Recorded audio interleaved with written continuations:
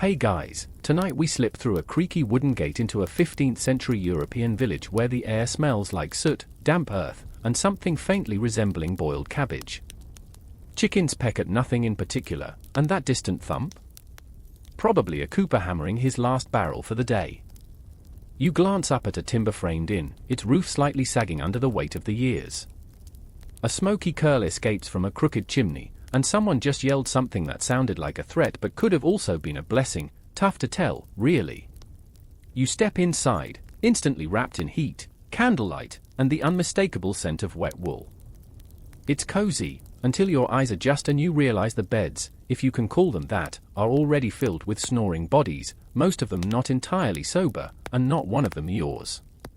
So, before you get comfortable, take a moment to like the video and subscribe, but only if you genuinely enjoy what I do here. Post your location and what time it is for you right now in the comments. I love seeing where and when you're tuning in from. Now, dim the lights, maybe turn on a fan for that soft background hum, and let's ease into tonight's journey together. The thing is, in 15th century Europe, sleeping alone was weird. Like, suspiciously weird. People didn't just avoid it because they liked company, though they did, and not always the pleasant kind. They avoided it because it simply wasn't safe. Not from robbers or wolves, not from illness or rumor, and definitely not from the things they believed lurked in the dark. You arrive at a village at dusk, your boots covered in layers of grime and regret. There's no hotel to book, no innkeeper handing over a keycard. Instead, if you're lucky, a friend of a friend offers to share his straw mattress with you, right next to his wife, 3 children, and a pig named Martin who likes feet a bit too much. If you're unlucky? Well, there's the hayloft, assuming the cows don't mind. Everything creaks. The floors, the rafters, even the furniture seems exhausted. When you walk into an inn, every head turns, not out of politeness, but to size you up. Who are you? What can you pay? And will you keep your boots on or off? The room may be lit by tallow candles, their smoky flames sputtering in the draft. Your breath fogs faintly in the air. It's cold. Not wear a jacket cold, more like sleep with your knife and 6 people cold. And sleep itself? That's optimistic. Even if you find space to lie down, chances are high you'll be next to someone coughing up half a lung, snoring through a deviated septum, or muttering in their sleep about sheep and sins. Privacy isn't just rare, it's absurd. Mainstream historians agree that personal space was a luxury most couldn't fathom. Houses were single-room, multi-use chaos chambers. 1 hearth, 1 bed, 1 family, plus maybe a servant or 2 and the occasional visitor from out of town. You weren't assigned a room, you were assigned a corner. Alone? Not likely. And here's a quirky fact for you, some towns had designated bed sharers who rented out mattress space. Yep, you could pay to sleep beside a stranger, because warmth, company, and not dying of cold beat awkwardness every time. These professional sleep partners were not necessarily shady, although sometimes they were, but mostly just pragmatic. But let's say you did find yourself sleeping solo. Maybe you caught a fever, or were in mourning, or had the look that half-eyed glazed villagers associated with bad luck or even witchcraft. Suddenly, no one wanted to lie beside you. And here's where things got dark. Alone in your corner, every groan of the building becomes a whisper. Every shifting shadow becomes a threat. Remember, this is a world where demons were considered valid nighttime visitors. Not metaphorically, literally. Some believed that Satan himself slipped into lonely rooms and laid upon the chest of the isolated, suffocating them in their dreams. And no, this isn't just folklore. The infamous incubus and succubus legends of medieval Europe stem directly from the experience of sleep paralysis, something we now understand medically, but back then? It was demonic visitation, plain and simple. People who slept alone were particularly vulnerable to these midnight assaults. Historians still argue whether these tales were psychological projections, religious tools, or just the brain's response to sleeping in stress and isolation. But at the time, no one questioned it. You were alone. You saw something. Everyone nodded solemnly and gave you extra garlic. Then there's the practical risk. If something happened to you during the night, let's say you slipped into unconsciousness from a fever or got bitten by something mean with too many legs, no one would know until morning. The idea of dying in your sleep, alone, wasn't peaceful. It was pathetic. And, in a way, shameful. Who lets themselves die with no witnesses? No prayers? No one to say, he snored weird, but he was decent. So, naturally, people avoided solitary sleep like they avoided spoiled fish. And if they had to sleep alone, they brought charms. We're talking wax seals, knotted ribbons, bits of scripture hidden under pillows, and yes, occasionally, a dried toad in a pouch. Don't judge. When your village had 1 doctor, 2 priests, and 50 superstitions, you did what you had to. The beds themselves weren't always beds. Some were just piles of straw, maybe with a coarse blanket tossed on top. No sheets. No pillows unless you made your own. And guess who else loved straw? Fleas. Mice. And lice, so many lice. Once you got them, they were nearly impossible to get rid of. Some people burned their bedding just to escape the infestation. Sleeping alone didn't mean avoiding lice. It just meant there was no one to pick them off your scalp in the morning. And if you thought cozy noble homes were better, oh, hang on, we'll get there soon. But for now, picture this: a cramped, cold, smoky room where at least 5 people are asleep and none of them are being quiet about it. That's your average night. Someone's dreaming aloud. Someone else is sleep farting like it's a contest. Someone's probably stealing the one communal blanket. You? You're just trying not to inhale too deeply because someone's got plague-adjacent breath. Still think sleeping alone sounds romantic? Even inns, those medieval Airbnbs for weary travelers, didn't offer private rooms unless you were really wealthy. Most provided common rooms, basically giant dormitories where you could rent a sliver of mattress. The word privacy wasn't even in the working vocabulary. It was safer to sleep packed like sardines than to risk the solitude of a private nook where who knows what might slink in. There's a famous anecdote from 15th century France about a merchant who insisted on sleeping alone in a locked room at an inn. In the morning, he was found unconscious, his belongings gone, and the window wide open. The assumption? He was targeted precisely because he'd chosen to isolate himself. So no, sleeping alone wasn't brave.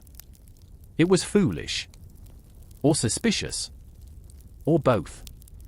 If you weren't already odd, people would start to think you were. What are you hiding? Are you sick? A sorcerer? A noble in disguise? Either way, it wasn't worth the risk. The truth is, 15th century Europe was loud, dirty, overcrowded, and profoundly communal. Life was lived together, and so was sleep.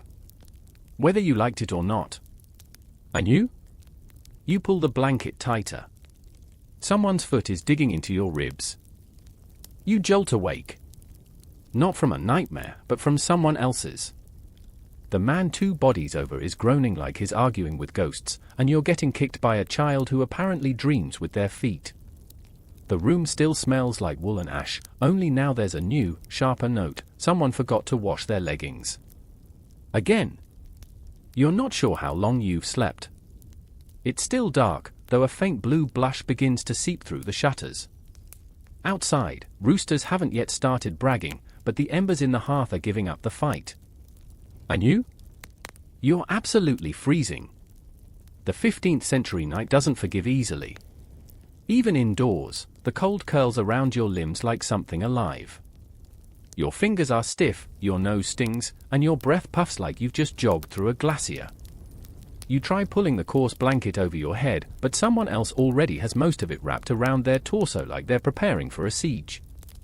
No central heating. No insulation. Just timber walls, leaky windows, and whatever bodies happen to be next to yours. And this, believe it or not, is considered a normal night. In medieval Europe, sleeping with others wasn't just about safety, it was about heat. Pure, biological, skin-on-skin warmth. The average peasant hut might have had a fire burning during the day, but no one wasted precious firewood on overnight flames unless they were sick or royalty. Heat came from proximity. Children slept with parents. Servants slept near their lords. Travelers, strangers, monks, farmhands, all snuggled in together, not for affection but out of frigid necessity. One 15th century farming family might sleep in a single bed, or straw pile lined up like spoons. Parents, grandparents, kids, maybe a servant, maybe even a baby goat. It sounds like the beginning of a rustic fairy tale, until you remember that goats don't use bathrooms and grandpa probably has chronic flatulence. The stone and timber homes common in England, France, and Germany were drafty, often with big gaps in the wood that let in more cold than comfort. Thatch roofs did their best, but moisture still seeped in during rainy seasons. Windows were just holes covered with oiled parchment or wooden shutters. Glass was rare and expensive. So even when you were inside, you were still mostly at the mercy of the elements. The idea of a private, cozy bedroom with heated floors and down comforters? Pure fantasy. You were lucky if you had a blanket. And a blanket might mean a heavy wool sheet filled with last season's moths. Your best insulation was human flesh. Warm, clammy, occasionally smelly, but effective. Which brings us to the strange, forgotten art of bed-sharing etiquette. Yes, it was a thing.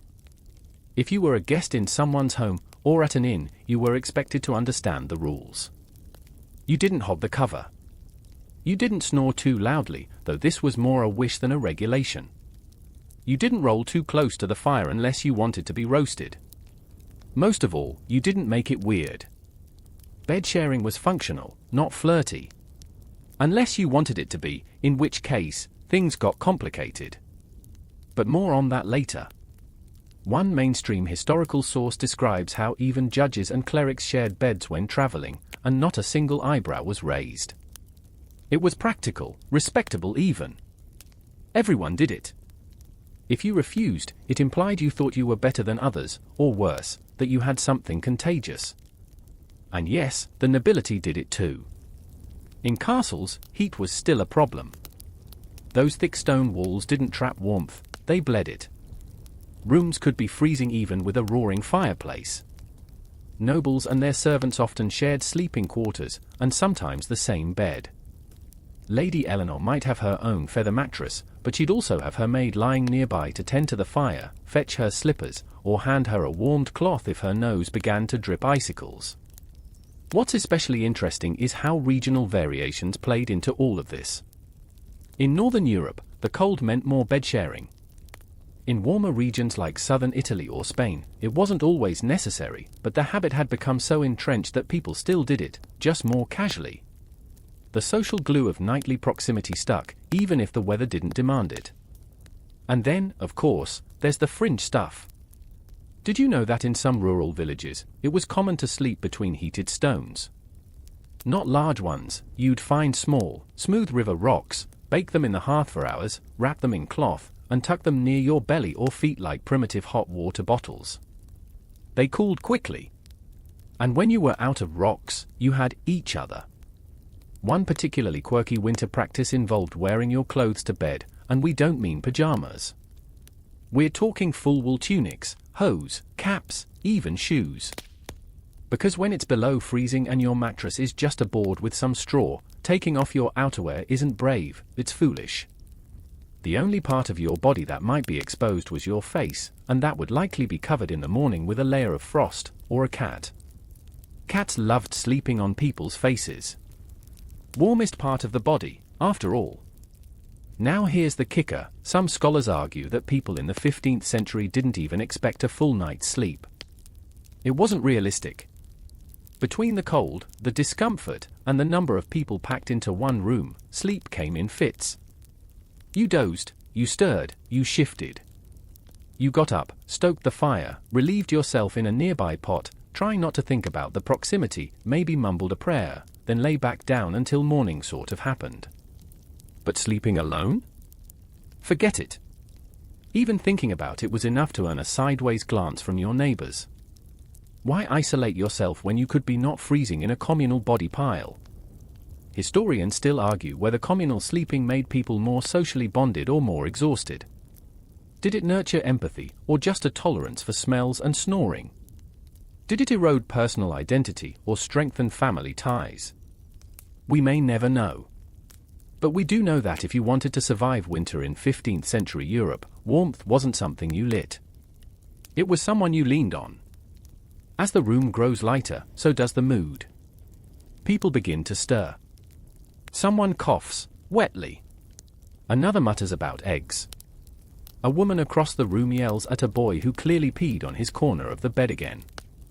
This is the medieval morning alarm, chaos and bodily fluids.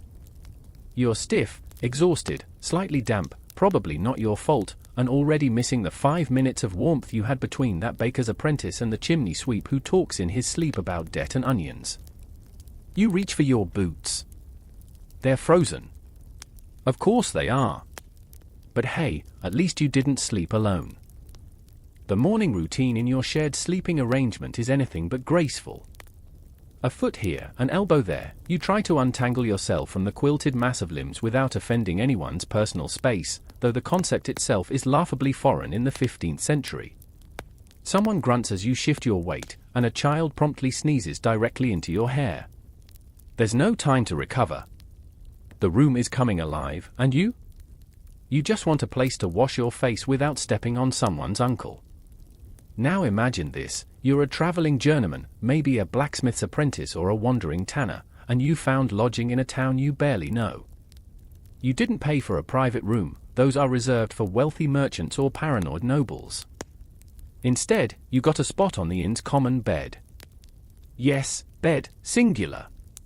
One massive, lumpy mattress stuffed with straw, feathers, and decades of secrets. You share it with 5 to 10 others, some strangers, some sort of acquaintances, and at least one man who snores like a war drum.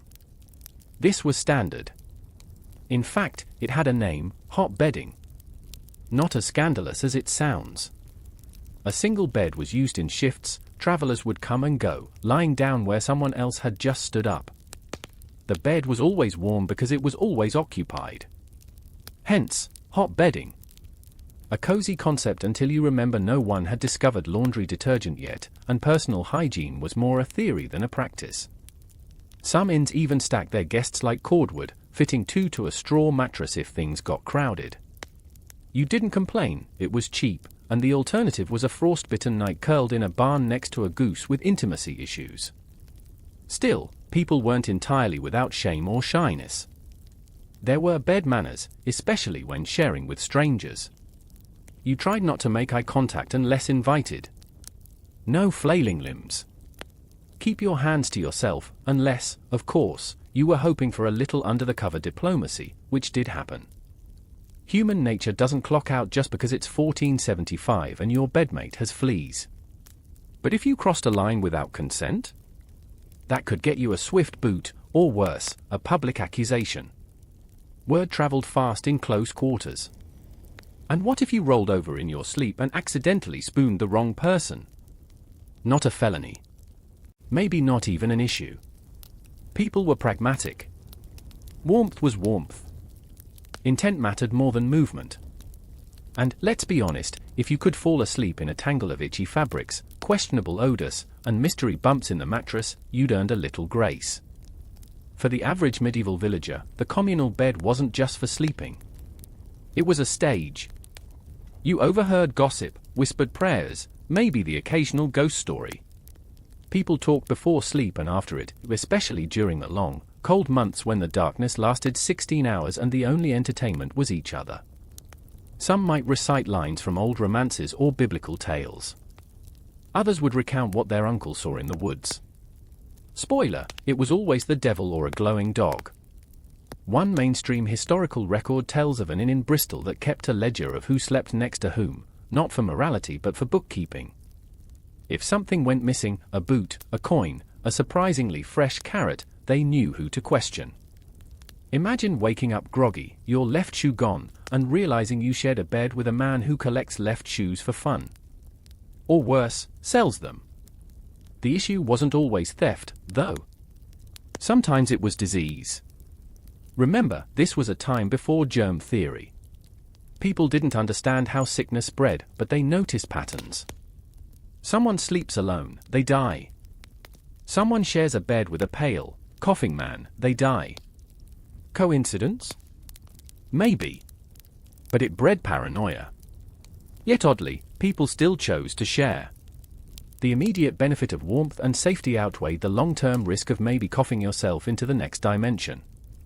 Let's not forget the bed bugs. Or rather, let's try to, but we won't succeed. These tiny demons were more than just nuisances. In a world where you couldn't boil your sheets or fumigate your mattress, bed bugs were generational. Passed down like heirlooms. They lived in seams, crevices, and dreams. In places where beds were shared, the bugs thrived, undeterred by prayer or perfume. Some households tried sprinkling dried mint or lavender in the sheets, a pleasant idea with no real scientific merit. Others believed bed bugs could be coaxed away by placing a dish of blood next to the bed. Unsurprisingly, this didn't work and just invited more bugs. Now, every once in a while, you might get lucky and land a slightly cleaner bed. Maybe even in a home with a proper mattress, a wooden frame, ropes or slats to hold a feather-filled tick, and a woolen cover.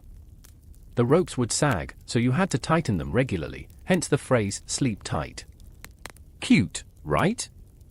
Until you realize you're wedged between a coughing merchant and a woman who dreams with her elbows. There's a fringe belief, still debated by scholars, that medieval people were more physically accustomed to discomfort. That over time, sleeping with others, and all the nuisances that came with it, was just normalized. No one expected 8 hours of undisturbed rest. No one asked for silence. You just learned to sleep through it, the same way you learned to live with lice and love songs played on bagpipes. Still, not everyone had it the same. Wealthier townsfolk or minor gentry might have their own rooms, though often still shared with a spouse, children, or servant. The idea of a solo bedroom for comfort or identity didn't really exist unless you were monastic, royal, or deeply eccentric. And even then, those royals often had company. A king might sleep in a room lined with his guards, his physician, and the unlucky courtier on bed attendance duty. Privacy? Phut. Not when your life depended on a warm body nearby to make sure you didn't wake up poisoned or stabbed. And that's where it gets even more ironic. The higher your status, the more people likely shared your space. Your life, your schedule, your sleep were all public. You might not be cuddling with 10 villagers, but your servant was right there, snoring in the corner. Your chambermaid might be dozing in a chair, your food taster curled up by the hearth. Alone? Never. Not even when you begged for it. That's why, for all its issues, the peasant bed had one rare luxury, honesty. Everyone was poor. Everyone was cold. And everyone knew that sharing a bed with a stranger meant survival, not shame. You pull your cloak tighter, glance over at your fellow bedmates, most of them still out cold, and consider what modern life would be like if we'd never outgrown the communal bed. Office nap times would be a lot more awkward. Hotels would charge per square foot of mattress. Dating apps would include heat efficiency ratings. But in the 15th century, no one blinked. You, a traveling shoemaker, might climb into bed with a grocer, a young apprentice, and a woman selling dried apples, all of you snoring, sighing, and leaking warmth like it was gold. Because it was. As the innkeeper calls out for breakfast and someone's chamber pot spills, again, you swing your legs over the edge of the mattress, your back aching and your dignity somewhere near your ankles. It wasn't glamorous. It wasn't luxurious. But you survived the night. And you didn't have to do it alone. By now, you've accepted a few hard truths about medieval sleep. First, you're never alone. Second, you're never fully clean. And third, there's a strong chance something is biting you, and it's probably not out of affection. You slump toward the wash basin, which is really just a chipped wooden bowl sitting on a wobbly stool, filled with yesterday's water and a floating hair you sincerely hope isn't yours. There's a sliver of soap nearby that smells like thyme and ash. You scrub your face with a cloth that's shared by everyone in the room, including, last night, someone who coughed straight into it after sneezing twice. Hygiene is medieval code for "we tried." But no amount of cold water to the face can prepare you for what was truly waiting in bed last night: the infestation.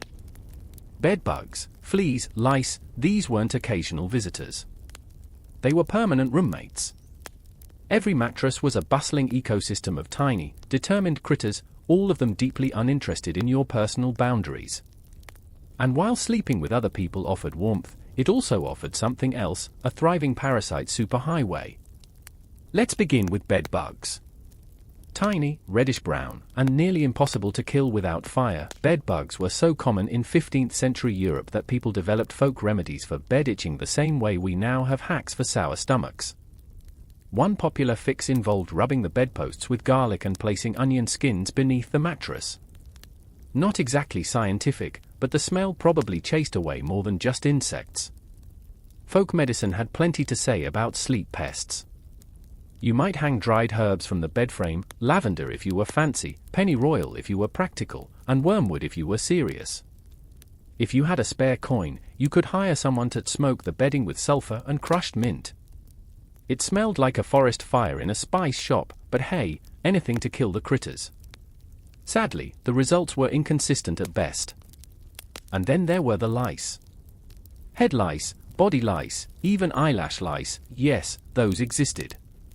Most people accepted lice the way modern people accept traffic jams: miserable, but inevitable. Children had them. Adults had them. Monks shaved their heads not just for humility, but to make it harder for lice to settle in. Women wore linen caps to bed, not to look dainty, but to keep crawling things from burrowing in their hair while they slept. Here's a real fringe tidbit: some medieval folk believed lice were a divine punishment, or worse, a sign of demonic attachment. That's right. If your scalp felt like it was squirming with infernal activity, the village priest might be called to bless your bed or even sprinkle your forehead with holy water. Historians still argue whether these rituals were symbolic acts of health or superstition, but to the people living it, a little sanctified spritz never hurt. Yet, for all their prayers, most solutions were practical-ish. Boil your clothing when you could, rare.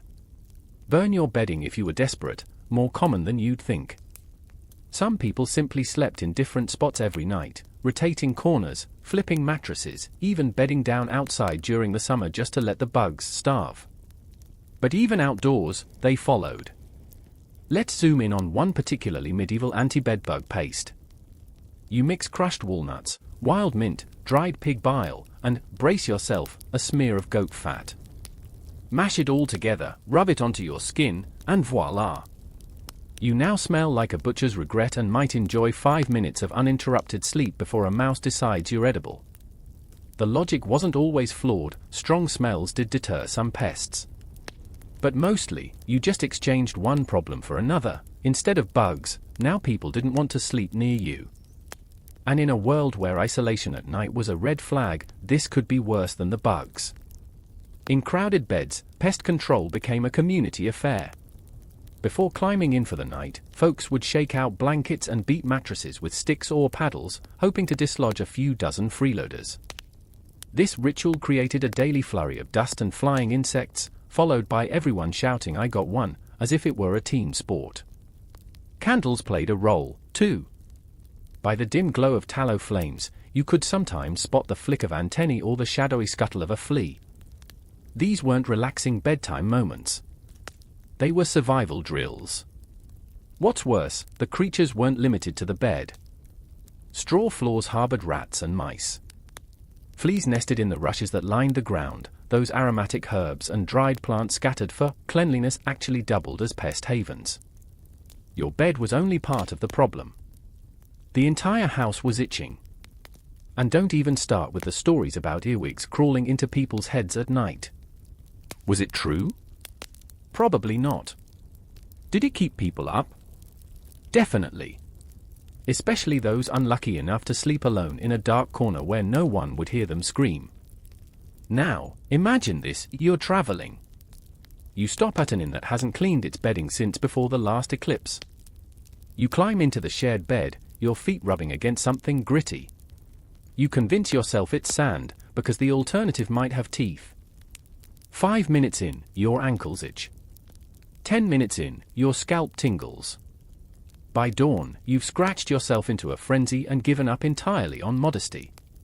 In some towns, they developed elaborate beds with carved wooden frames and curtains, not for privacy, but to trap in warmth and, ideally, keep bugs out. Unfortunately, the heavy fabric also trapped them in if they were already inside. Ever try swatting a flea in a velvet tent while wrapped in wool? It's like hunting mosquitoes in a sauna. This wasn't just a peasant problem. Even royalty suffered. Queen Elizabeth I of England reportedly burned her mattresses to escape infestations. Noblemen bathed in scented water mixed with vinegar and wine, hoping to repel fleas. Servants were often tasked with pest picking, a morning ritual involving combs, candles, and a whole lot of apologizing. There's a famous medieval French phrase, Illinois vaut mieux coucher avec un chien que avec des puces, it's better to sleep with a dog than with fleas. And many people did just that. Dogs, cats, even chickens sometimes shared beds, not for comfort, but for pest control.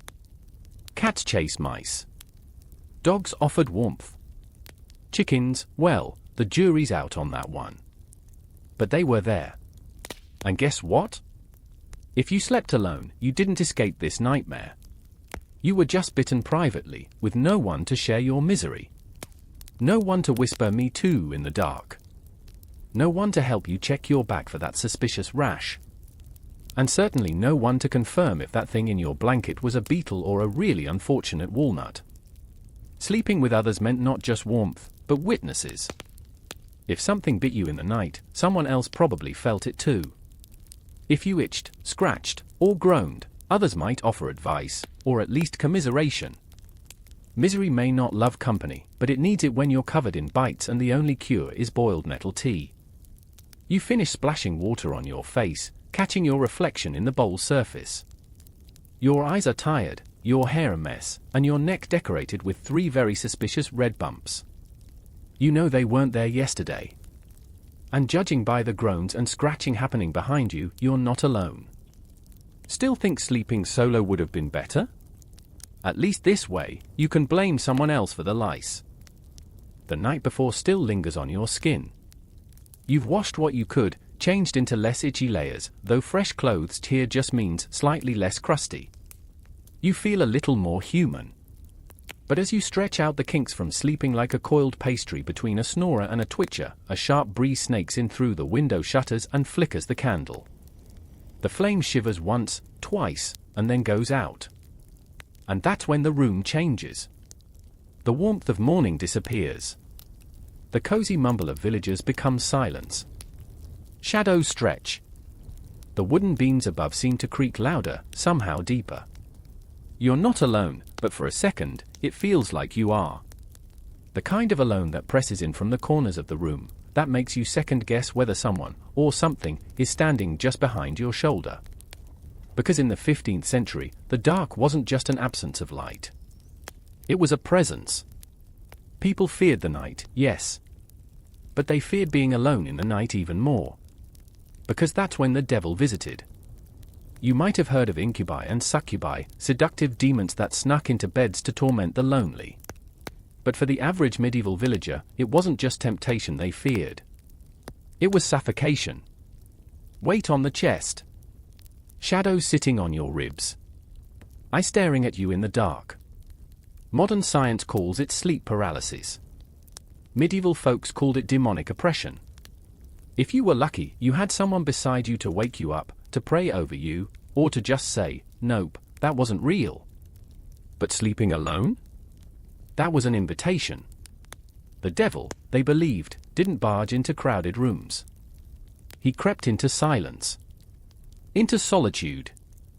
Into flickering shadows behind bedsheets. And it wasn't just the devil.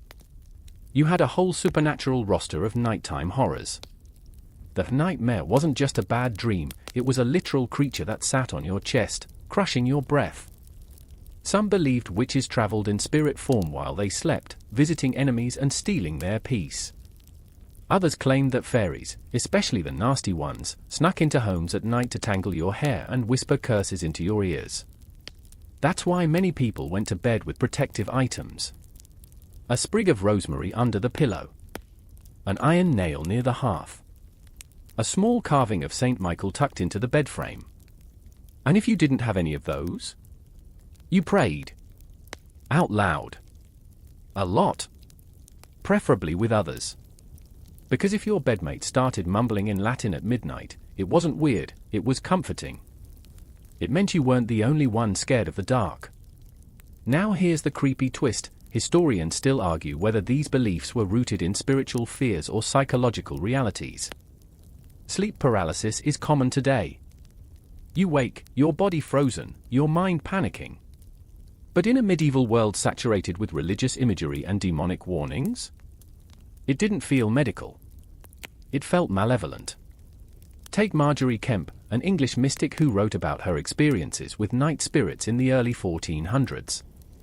She described visitations that made her body heavy, her breath shallow, and her soul struck dumb. Was it divine? Was it mental illness?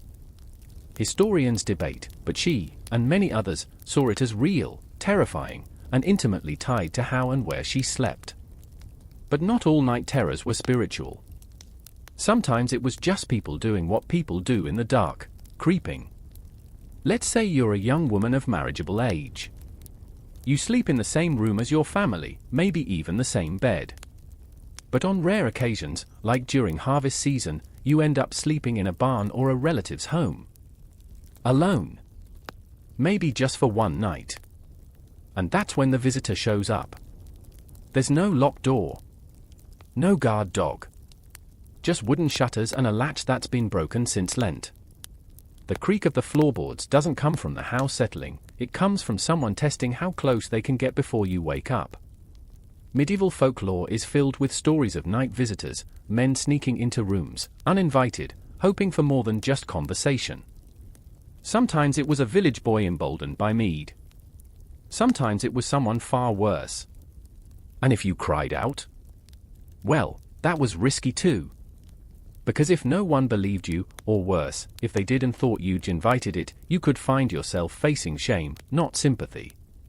This is one reason chastity belts were rumored to exist, not just to preserve virtue, but to prevent nocturnal mischief.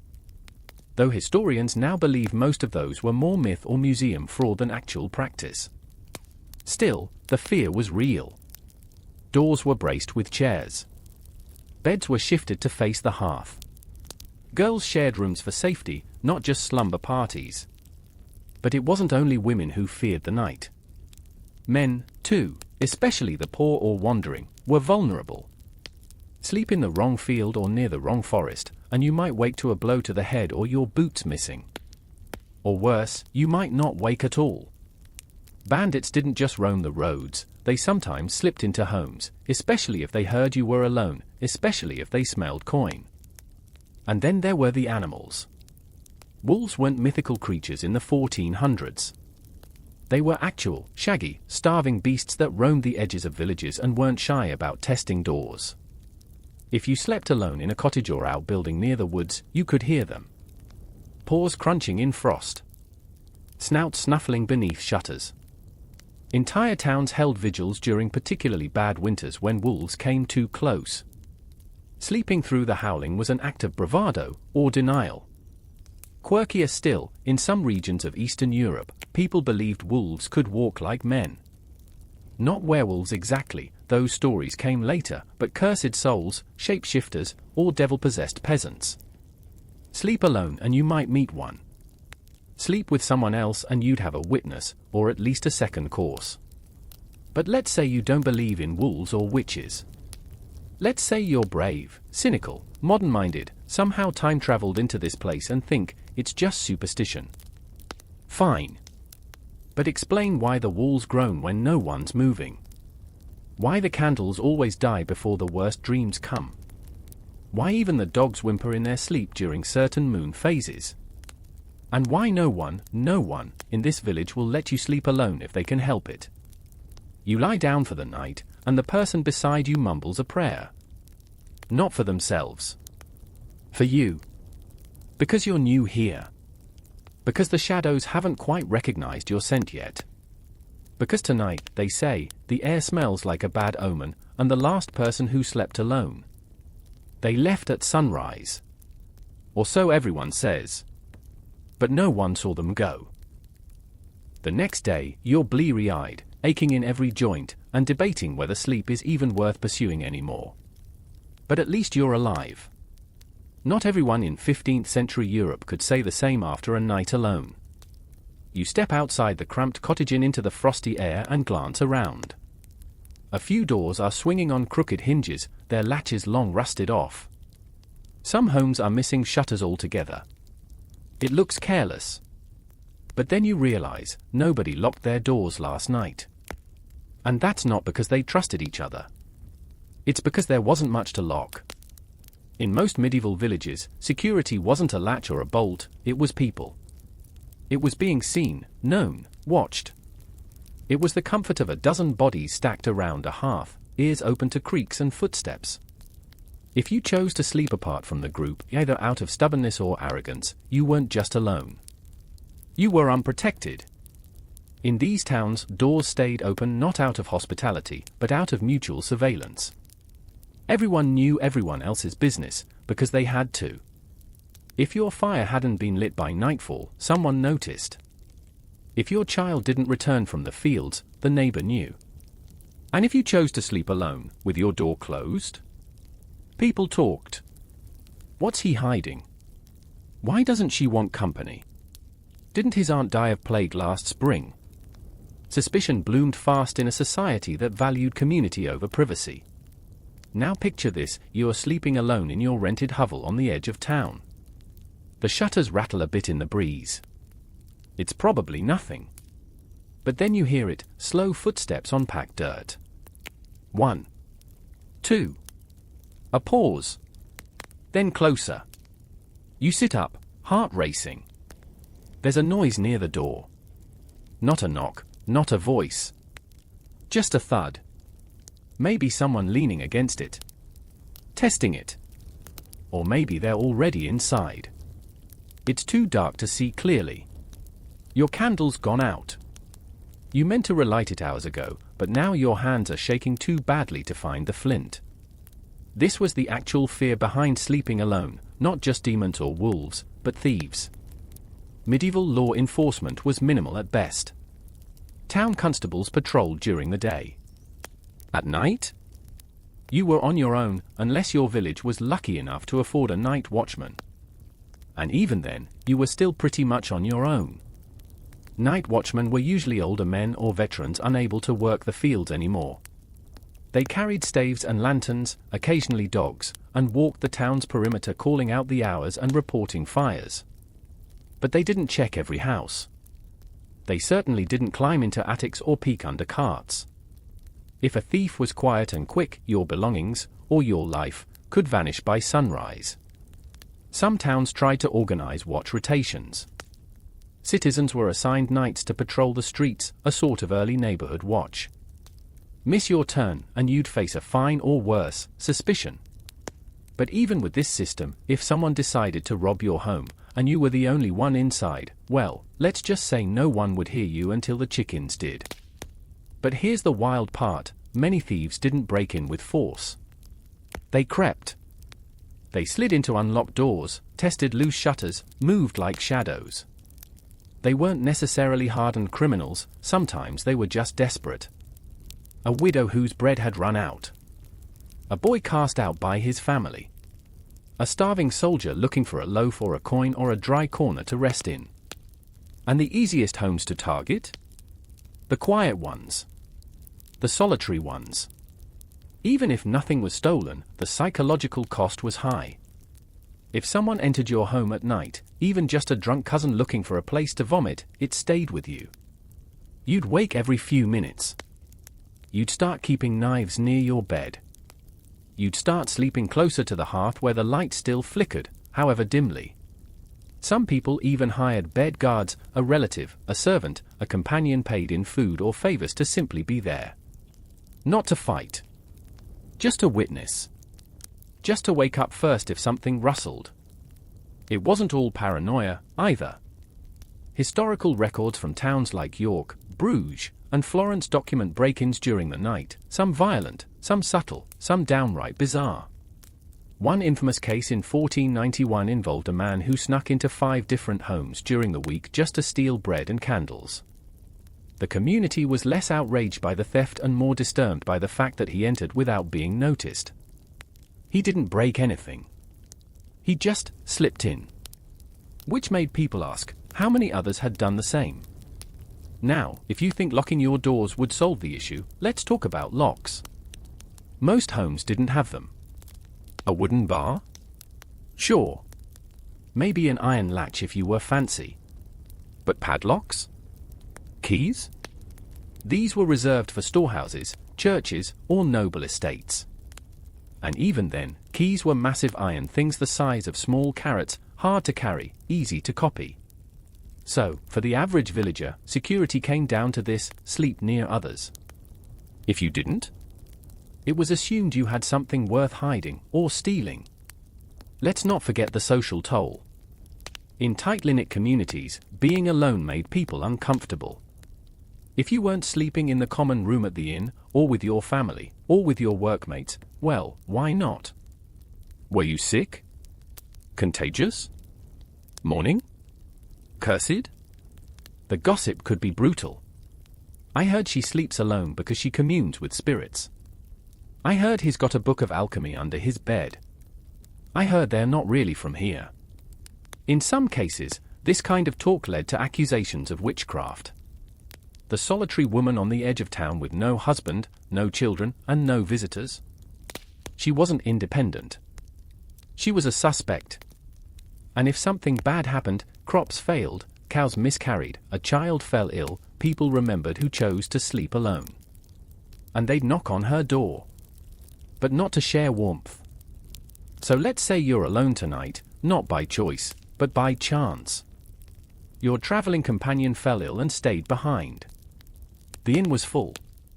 The only option was an abandoned hayloft. You've piled up straw, tucked yourself under your cloak, and tried to sleep.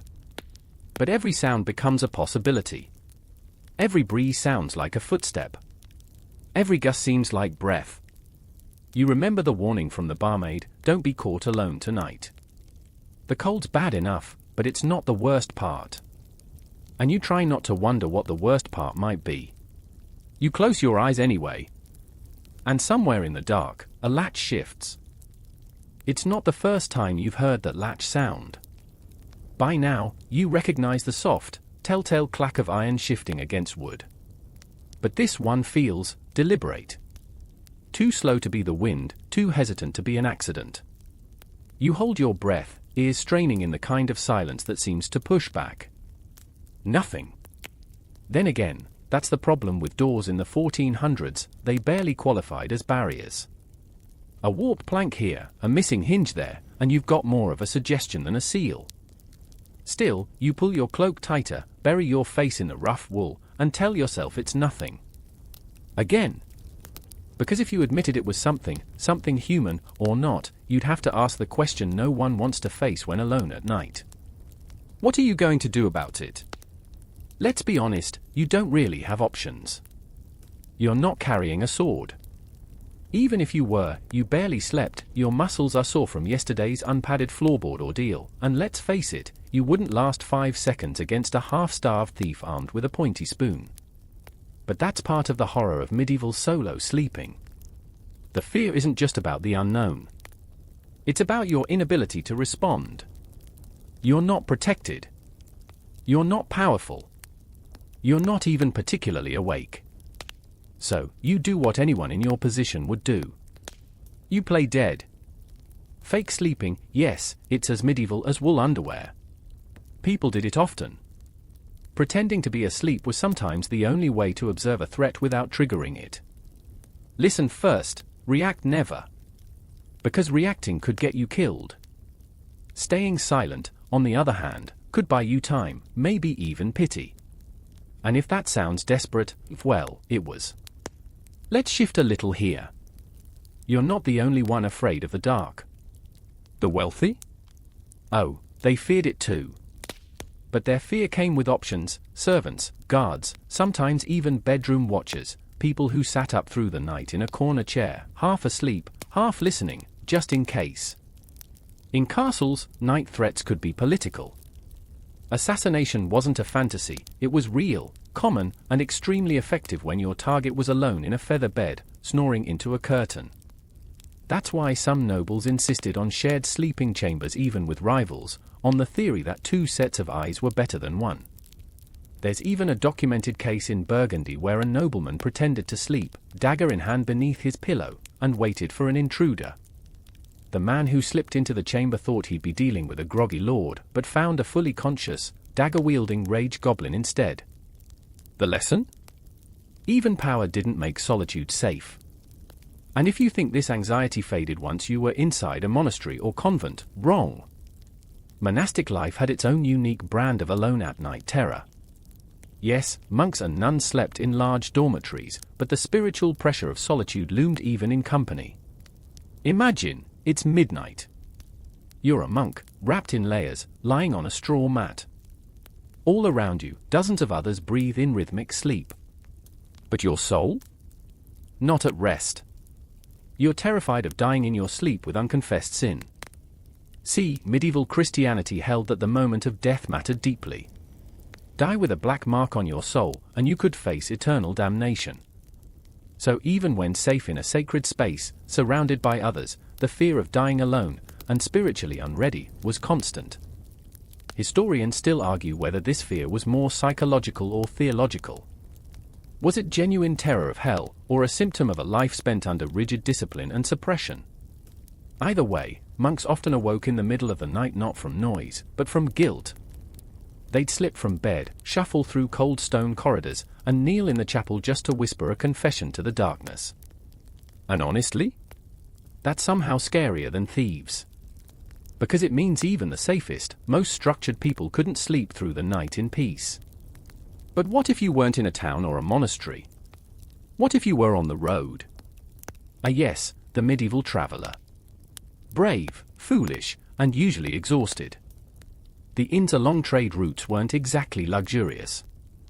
If you were lucky, you found a bed of straw, maybe a wooden cot, and someone willing to split the space. If you weren't lucky, you slept alone in a roadside shed, barn, or under a wagon. And guess who else liked those spots? Bandits. Travelers were vulnerable by design. You were moving through unfamiliar territory, carrying food or valuables, and clearly not local. Perfect target.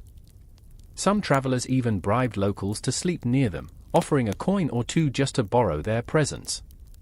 In fact, there's a recorded tale of a cloth merchant in 1483 who faked a family just to avoid sleeping alone. He convinced a group of children at the inn to curl up near him, told the barkeep they were his nephews, and bought them all meat pies. When asked why, he said, "No knife slips when 10 small mouths lie between you and the door." Clever. Also sad. Still, not every solo sleeper was helpless. Some took creative measures, bells tied to doors, boots placed strategically to trip an intruder, or even small dogs trained to growl at unfamiliar footsteps. But the common thread in all these tricks was simple. No one wanted to face the dark without a witness. Why? Because even if nothing happened, if no one broke in, if no wolf came sniffing, if no demon pressed on your chest, you'd still have to wake up alone. And in the 15th century, that was almost worse. To wake alone meant no one could confirm what you'd heard. No one could explain the scratch on your shoulder. No one could tell you that, yes, they also heard chanting. Or footsteps. Or breathing. Just you. Sitting up in the pre-dawn gloom, trying to convince yourself it was all a dream. And if someone asked, "Did you sleep well?" you'd lie. You'd say, "Fine." You always say fine. Because saying not fine opens a whole new level of questions you're not ready to answer.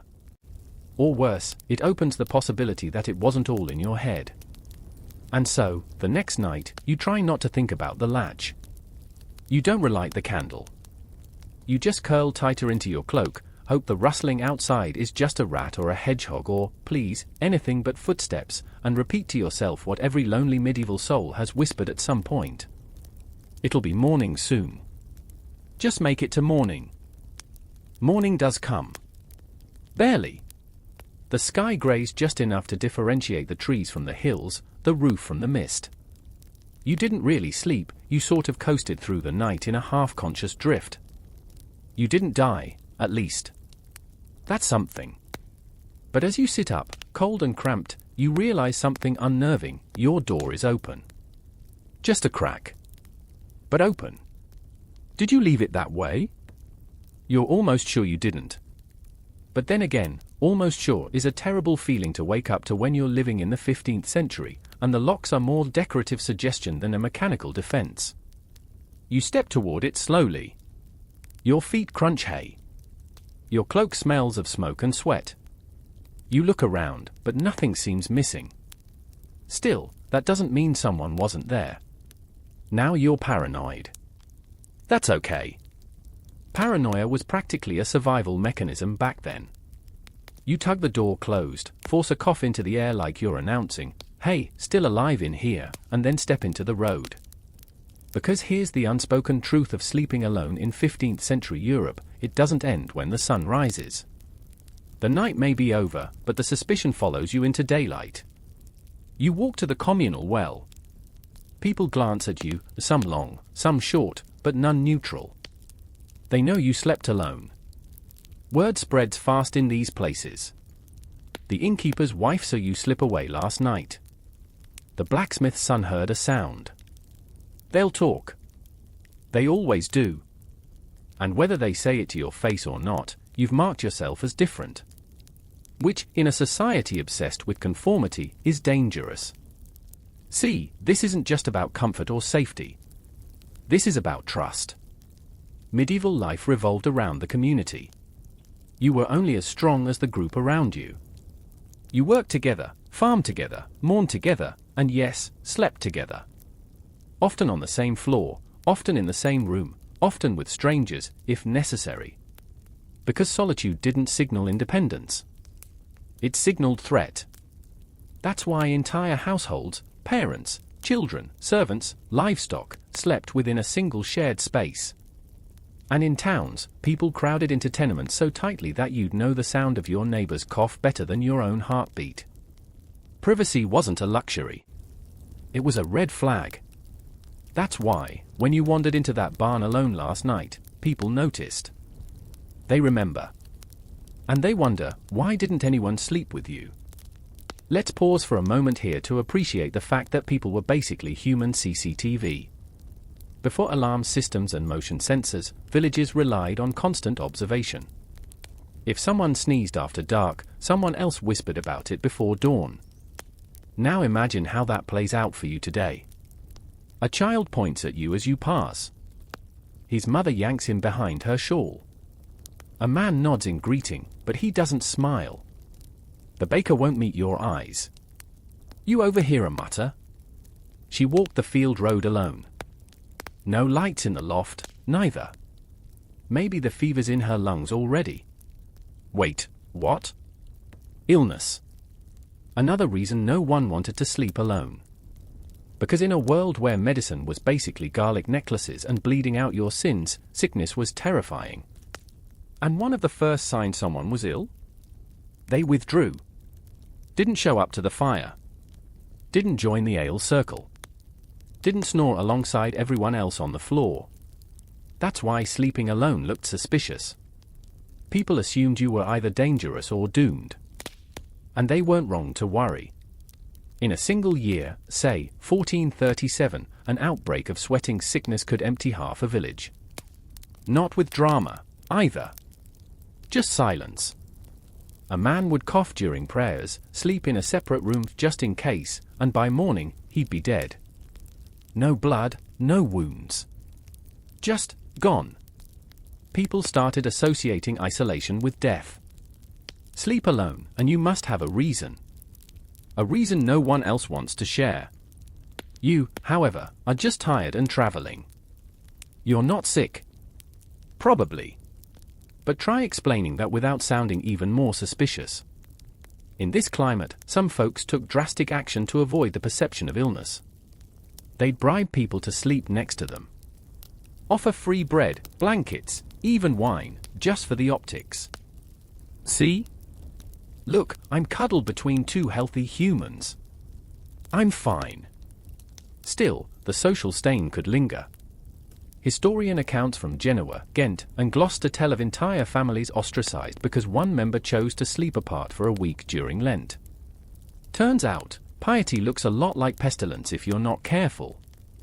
Historians still debate whether this overreaction came from trauma. After all, these were post-plague societies, or if it was simply a product of intense religious scrutiny. Either way, it shaped behavior. You weren't supposed to want to be alone. You weren't supposed to sleep without witnesses. And you definitely weren't supposed to look okay doing it. Even saints didn't get a pass. Take Julian of Norwich. She famously chose solitude, asking to live walled off in a church cell for spiritual reflection. Admirable, right? Except people also whispered that she might be unwell, or mad, or worse, in league with something. That's the tightrope of the Middle Ages: withdraw, and you're holy, or haunted. Maybe both. It wasn't just illness, either. There was a fear that sleeping alone invited unnatural temptations. No, not the kind that require a parental advisory warning. We're talking about spiritual dangers. Demons. Night spirits. Unclean thoughts. They were all said to prey more easily on the isolated. And people took it seriously. So seriously, in fact, that some religious orders required monks to sleep with their hands visible, outside the blanket. Others enforce nighttime prayer interruptions, just to keep thoughts and hands in check. That's why your solo hayloft nap has branded you with more than just straw in your hair. You're a mystery, and in this world, mysteries are threatening. They break the script. They make people nervous. Which means, by breakfast, you're not just tired. You're an outsider. You try to fix it, of course. You loiter near a fire. Offer a few coins. You compliment the weather, even though it's objectively terrible. But none of it quite works. Because the real fix isn't small talk. The real fix is sleeping near someone tonight. You know that, and the villagers know it. Which is why, as dusk creeps in, someone finally approaches. It's the barmaid. She smells faintly of onions and beer foam, but her voice is kind. You can sleep in the back room if you want, she says. Got a cot near the stove. You'll be warmer there. Translation: sleep near us. Show us you're safe. You nod, grateful. And that night, when you drift into sleep beside the low hiss of the hearth and the rhythmic breathing of two other travelers, it's not comfort you feel. It's permission. You're allowed to rest now. Because now, you're not alone. The back room is small, barely big enough for the cot, a couple of stools, and the crooked little stove, but it's paradise compared to last night's barn. Warm, dry, semi-private, and most importantly, not alone. One of your fellow travelers is already asleep. The other, a bearded man with a broad chest and a nose that's probably been broken at least twice, grunts something friendly and nods. You nod back. No one needs to talk. The presence is enough. You settle into the cot and listen to the fire breathe. For once, your heartbeat doesn't compete with every creak or gust of wind.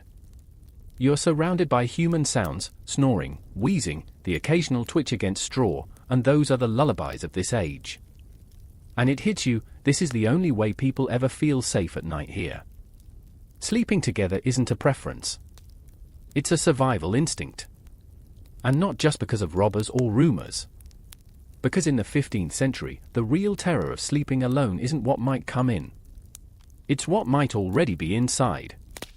You wake with a jolt sometime after midnight. Not from a noise. From a dream, or was it? There was a weight on your chest. Something heavy, invisible. You couldn't breathe. Couldn't move. A presence staring into your face. It's gone now. Or maybe it never was. You blink, heart hammering. The stove is still glowing. Your companions are still snoring. but the dream clings to your skin like cold sweat. Welcome to the 15th century experience of what we now call sleep paralysis. And back then? Oh, it wasn't just a glitch in the REM cycle. It was a demon. Literally. The incubus or succubus was a well-known figure in medieval folklore. Said to creep into rooms, press down on your chest, seduce you, strangle you, or simply siphon the life from your body while you slept. People believed it. Not just peasants, educated people, too. Priests wrote about it. Physicians diagnosed it. One French cleric in 1441 claimed he lost 4 pounds of blood to a succubus who visited him nightly for a week. Either he was deeply imaginative, or extremely anemic. Historians still argue whether these stories were fueled more by religious guilt, repressed desire, or undiagnosed trauma. But regardless of the root cause, the symptoms were universal. You wake. You can't move. You can't breathe.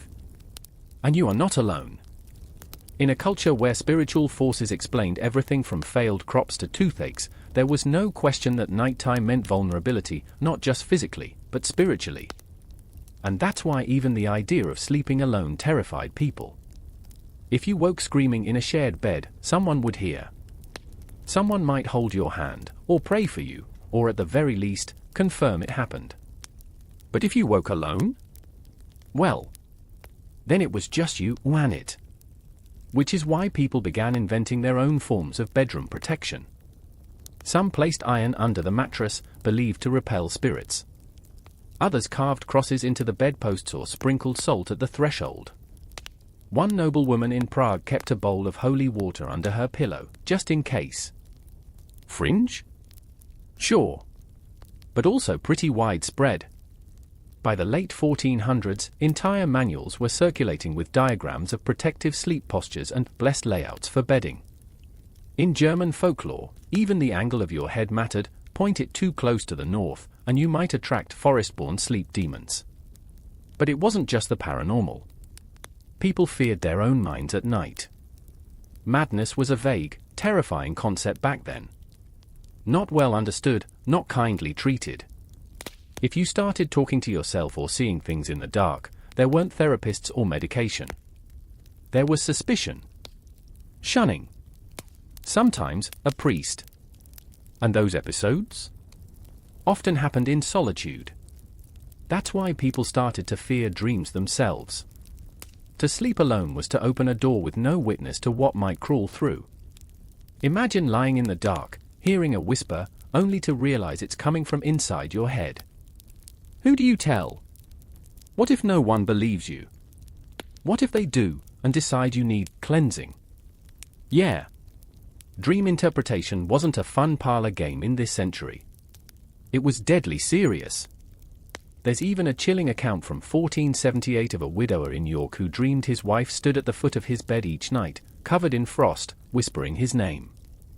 When he finally told the parish priest, he was advised to stop sleeping alone and take a tenant into his room, someone to absorb or the ground the dreams. Was that spiritual logic or just a practical way to give the man company? Hard to say. But either way, it reinforces a truth the 15th century knew better than most: your mind is a dangerous place to be alone. And they tried to warn you. Through stories. Through customs. Through whispered advice passed from one cracked doorway to another. Like this one. If you sleep alone, leave bread on the floor. Wait, what? Yes, actual advice. In some English villages, it was customary to leave a chunk of bread near your bedside when sleeping alone, to feed the spirit, should it pass through. Not because you wanted to welcome it, but because hungry ghosts were worse than fed ones. Another? Don't sleep facing the hearth. Why? Because open flames were thought to reflect hidden presences. Turn your back on it, and you wouldn't know what was watching. One more? If you hear your name called, don't answer. Why? Because something might be trying to steal it. These warnings weren't said with a wink. They were dead serious. In fact, medieval people sometimes hired bedside watchers for those sleeping alone, especially the sick or elderly. Not because they expected an attack, but because you needed a witness to your night. In this era, to fall asleep without a soul to testify on your behalf was, in many minds, a spiritual risk. Because if something happened, if your soul wandered, or something tried to take it, who would say otherwise? And yet, despite all that fear, some people still chose solitude. Hermits. Anchorites. Scholars. It's unclear whether they were braver than the rest, or simply more tormented. But many of them recorded their nights in grim, unfiltered detail. One friar in Avignon wrote, "Last night, the walls breathed. I held my crucifix so tight I cut my hand. I spoke no words. I feared to wake what lay beside me." He lived and died alone, by choice. But the writing? It feels like a cry from someone who wasn't really alone at all. Maybe that's the hardest part. Not the sleeping, not the fear, not even the dreams. It's the absence of a second voice. Someone to say, "I heard it too. I felt that too. You're not imagining this." And in 15th century Europe, that voice could be the difference between sanity and suspicion, between comfort and haunting. So you lie there now, in the back room with your two strangers, fire whispering, darkness pressing. No demons tonight. Or maybe, if there are, they're keeping their distance. Because this time, you're not the only heartbeat in the room. Morning hits with a soft clatter of hoofbeats and someone banging on a bucket in the yard. You sit up groggily, the backroom chill already worming into your sleeves. The bearded man is gone. The other traveler stirs, pulling a blanket tighter around his shoulders with a grunt that might be a curse or a prayer. You made it through the night. But you're beginning to realize something about 15th century sleep. It's not just about surviving until morning. It's about making it through the entire sleep cycle, which, back then, wasn't even a cycle. It was two. Yes, forget your modern 8-hour stretch of unconsciousness. Medieval folks weren't sleeping the way we do. You crawl into bed thinking you'll just pass out until dawn, but that's not how this night works. Because in the 1400s, your body follows a pattern that's both ancient and bewildering. Segmented sleep. You go down with the sun. Maybe around 9 or 10 p.m. You sleep deeply for a few hours. This is your first sleep. But then, like clockwork, your body jolts awake in the middle of the night. Not from noise. Not from a nightmare. Just awake. And here's the thing, you're not alone in this. Everyone is awake. Downstairs, the host is poking at embers. A dog stretches beside the hearth.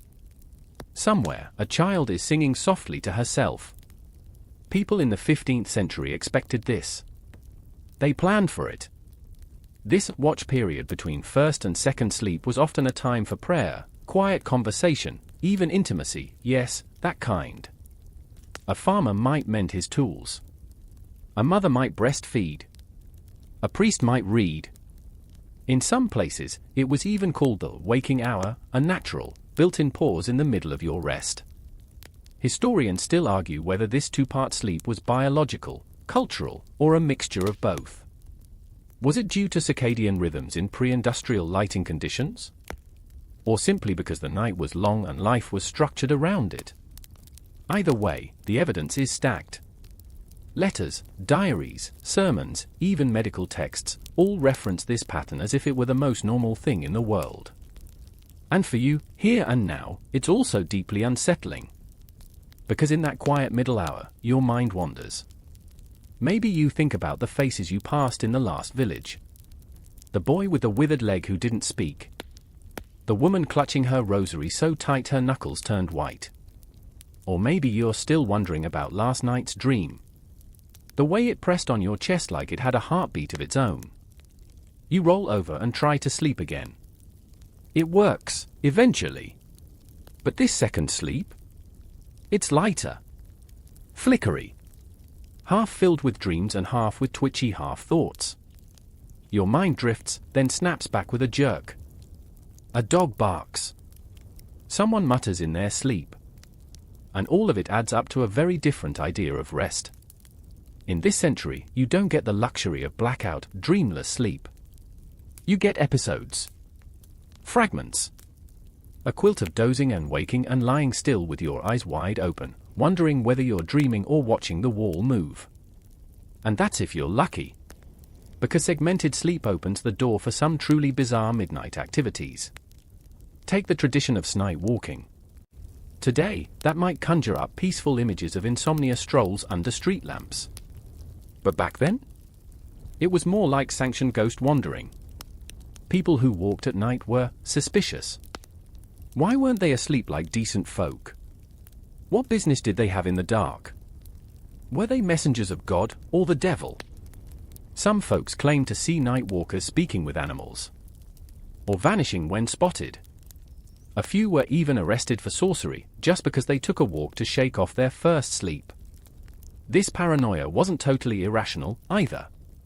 Crime rate spiked during these midnight hours. There are court records from London in the 1480s showing that over half of petty thefts and alley assaults occurred between first and second sleep. So if you chose to rise during that interval, you'd better have a good reason, and ideally, someone with you to vouch for your intentions. Or, better yet, you stayed in bed. Eyes open. Counting heartbeats. But there's another reason this sleep pattern mattered. Dreams. In the second sleep, especially the tail end, your mind entered a dream state that was prized by mystics, prophets, and even doctors. This was the true dreaming, some said. The period in which your soul might wander, or receive messages from beyond. In fact, medieval medicine paid close attention to the timing of dreams. Dreaming during the first sleep? Probably just digestion. Dreaming during the second? Might be a vision.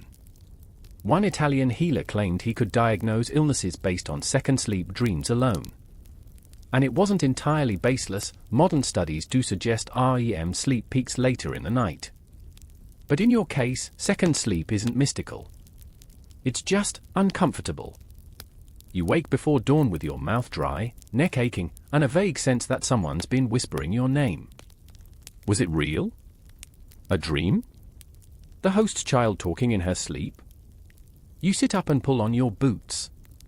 And you begin to understand something crucial. A good night's sleep isn't normal here. Not even a goal. It's just something you endure. Because the body wasn't expected to feel well rested. It was expected to function under whatever conditions the night threw at it. It's why people in this century didn't complain about fatigue. They assumed it. Lived with it. Built their routines around it. And while we chase 8 hours of unbroken sleep like a golden standard, your new medieval reality is messier and oddly communal. Everyone's a little tired.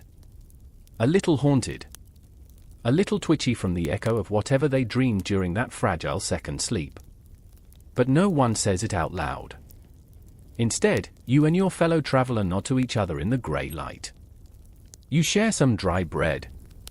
The fire's gone out and your muscles ache from the strange angle of the cot. But you're here. You made it through both halves. And for now, in this world, that's the closest thing to a miracle. The road feels longer today. Not because the path is any worse than yesterday's, but because your body is carrying the ache of fragmented sleep. Your shoulders throb where the cot dug in. Your eyes burn from too much dream, too little rest. And though the sun climbs higher, your thoughts stay stuck in that twilight space between first and second sleep. You trudge forward anyway, passing open fields, frost-laced hedgerows, and the occasional sheep giving you a look that says, "I probably slept better than you." And as you move, you start to notice something strange. Everyone else looks just as tired. Even the young boys hauling firewood have circles under their eyes. The milkmaid squinting against the wind looks like she hasn't smiled since Pentecost. No one whistles. No one skips. It hits you like a cold splash. In 15th century Europe, no one is well rested. Not just because of segmented sleep, or the night terrors, or the risk of waking up next to a screaming peasant who thinks he saw a ghost. No, there's a bigger culprit looming just above your head, silent but relentless. The cold. This isn't just wear a sweater weather. This is the heart of what's now called the Little Ice Age, a centuries-long dip in global temperatures that really took a bite out of medieval Europe during your stay. We're talking hard freezes in May, rivers that lock solid in autumn, and snowstorms so heavy they collapse roofs. And while you might romanticize the idea of snow-dusted cottages and icicle-lined barns, here's the thing. You're freezing. Constantly. There is no central heating. No fleece pajamas.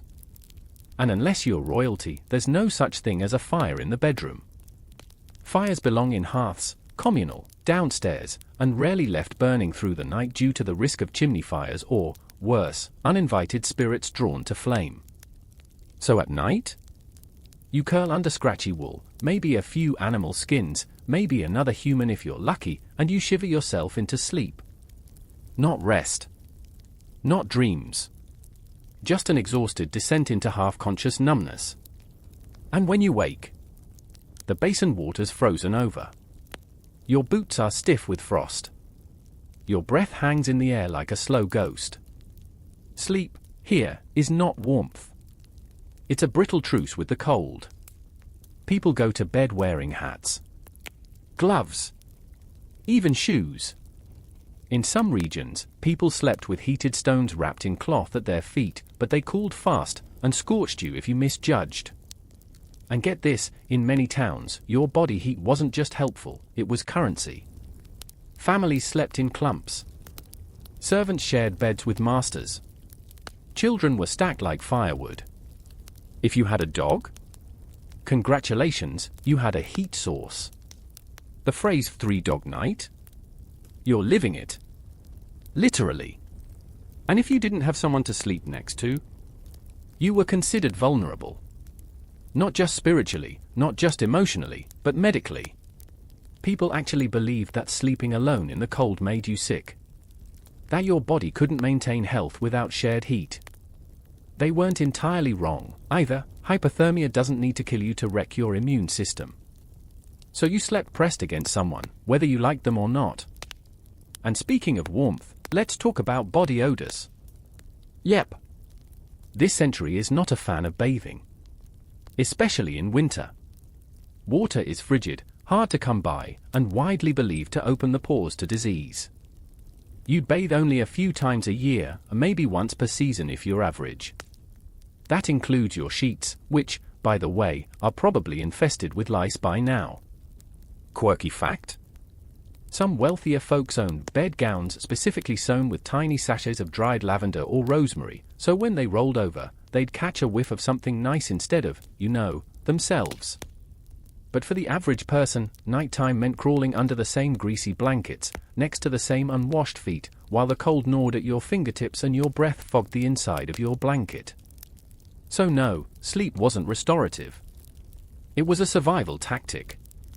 And if you're thinking, fine, I'll just sleep in later to make up for it, here's a reality check: you don't get to sleep in.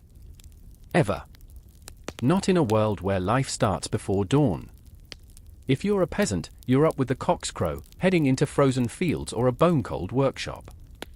If you're a merchant, you're loading carts before sunrise. If you're religious, there's matins, those pre-dawn prayers that ring out like a divine alarm clock. Even kids had jobs by first light. The term childhood hadn't been invented yet. If you could carry a bucket, you could be part of the morning labor. So you wake up tired. You go to bed tired. And the next night, you pray you can just fall asleep quickly. But that's not guaranteed either. Why?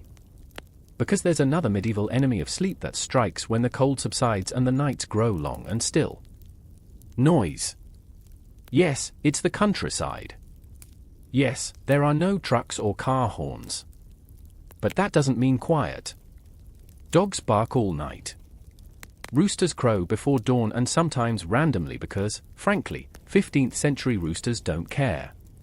Cows bellow. Wind howls through wooden slats. The mice you hear scuttling?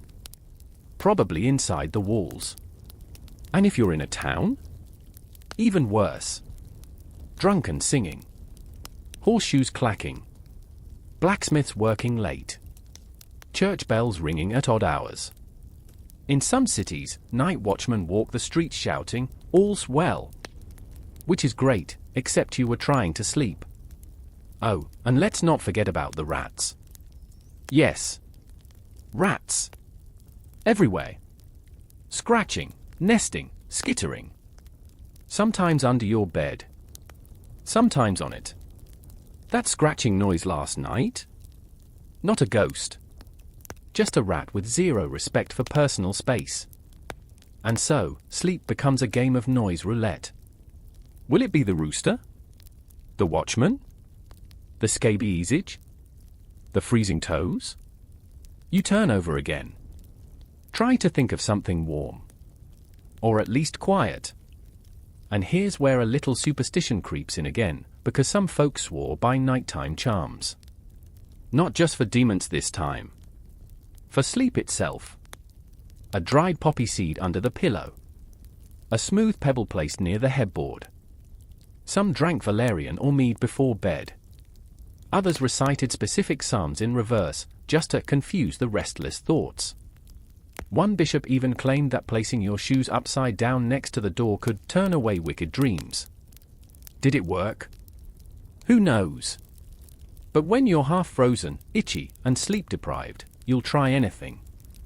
So now, as you lay on a straw mattress in the upper room of a noisy inn, sharing your body heat with a man who snorts in his sleep and smells like onions and sheep, you realize. This is as good as it gets. You're not alone. You're not freezing, just extremely uncomfortable. The rats are quiet, for now.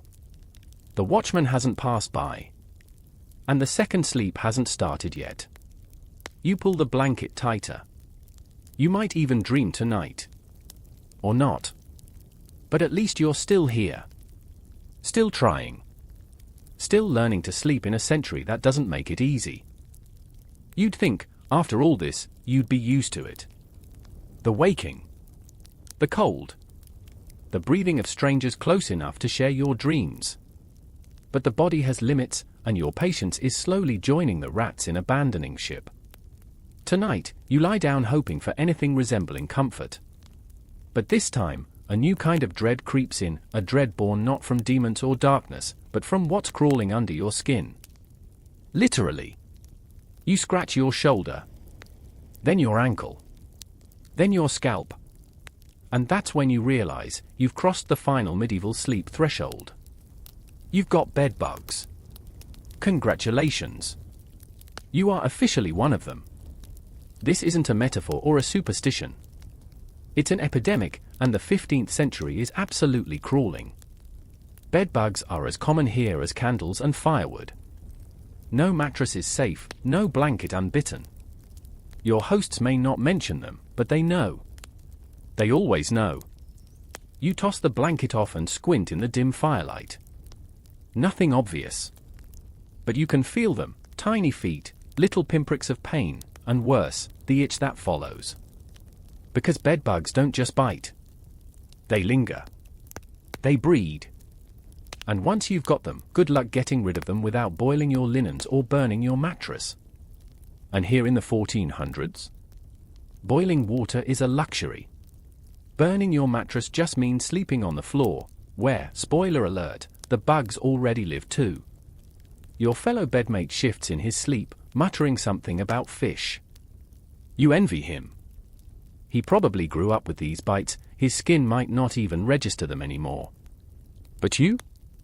You're itching like you rolled in nettles. And as you lie there, trying not to claw your own legs off, a new worry creeps in. Are these just bed bugs? Or is it something worse? Fleas, for instance, are much more than just a nuisance. In this era, they're potential murderers. The bubonic plague might have peaked in the 14th century, but the 15th still has its fair share of flare-ups. All it takes is one infected flea, one warm body, and boom, you're part of Europe's least fun historical rerun. And people know this. That's why they go to sleep not in comfort, but in quiet panic. That itch on your thigh? Could just be a bug. Could also be the first symptom of the next village-wide funeral marathon. You try to breathe slowly. Think about something else. But even your mind is starting to turn against you. Sleep, in this century, is as much a psychological battlefield as a physical one. Take nightmares. They're not just scary, they're meaningful. Every dream is a sign, a warning, a potential curse. You dream of drowning? That's not just fear, it could mean you're spiritually impure. You dream of fire? Maybe lust, or maybe you're about to lose everything. Dream of teeth falling out? Some believed it foretold death in the family. And what if you dream of animals? Well, you better remember which animal. A fox? Deceit is near. A dog? Loyalty or disease? A horse? Passion. A black horse? Funeral. This kind of symbolism isn't just bedtime entertainment. It shapes decisions. People consult priests, herbalists, even their neighbors to decode their dreams. Whole dream manuals exist, scribbled on parchment and passed from hand to calloused hand. There's even a legend of a shepherd in Burgundy who dreamt of a wolf attacking his sheep and woke to find 3 lambs missing. Coincidence? Maybe. But when your whole life feels balanced on the edge of survival, even coincidence is a warning you don't ignore. So now, you're itchy and interpreting your dreams like tarot cards written by lice. But wait, what's that? A whistle. Faint, almost like wind. But too regular. You sit up. Eyes wide. That's not a natural sound. That's a signal. And you realize something, not every threat to your sleep wears claws or fur. Some threats walk on 2 legs. Bandits. Thieves. Grifters. Night wanderers with no loyalty to anyone, looking for a place where the shutters are loose and the sleepers are vulnerable. And you? You're exactly the kind of sleeper they want. A stranger. Maybe with coin.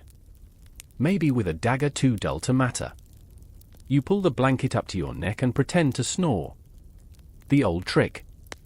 Maybe they'll think you're drunk. Maybe they'll move on. You hear footsteps outside.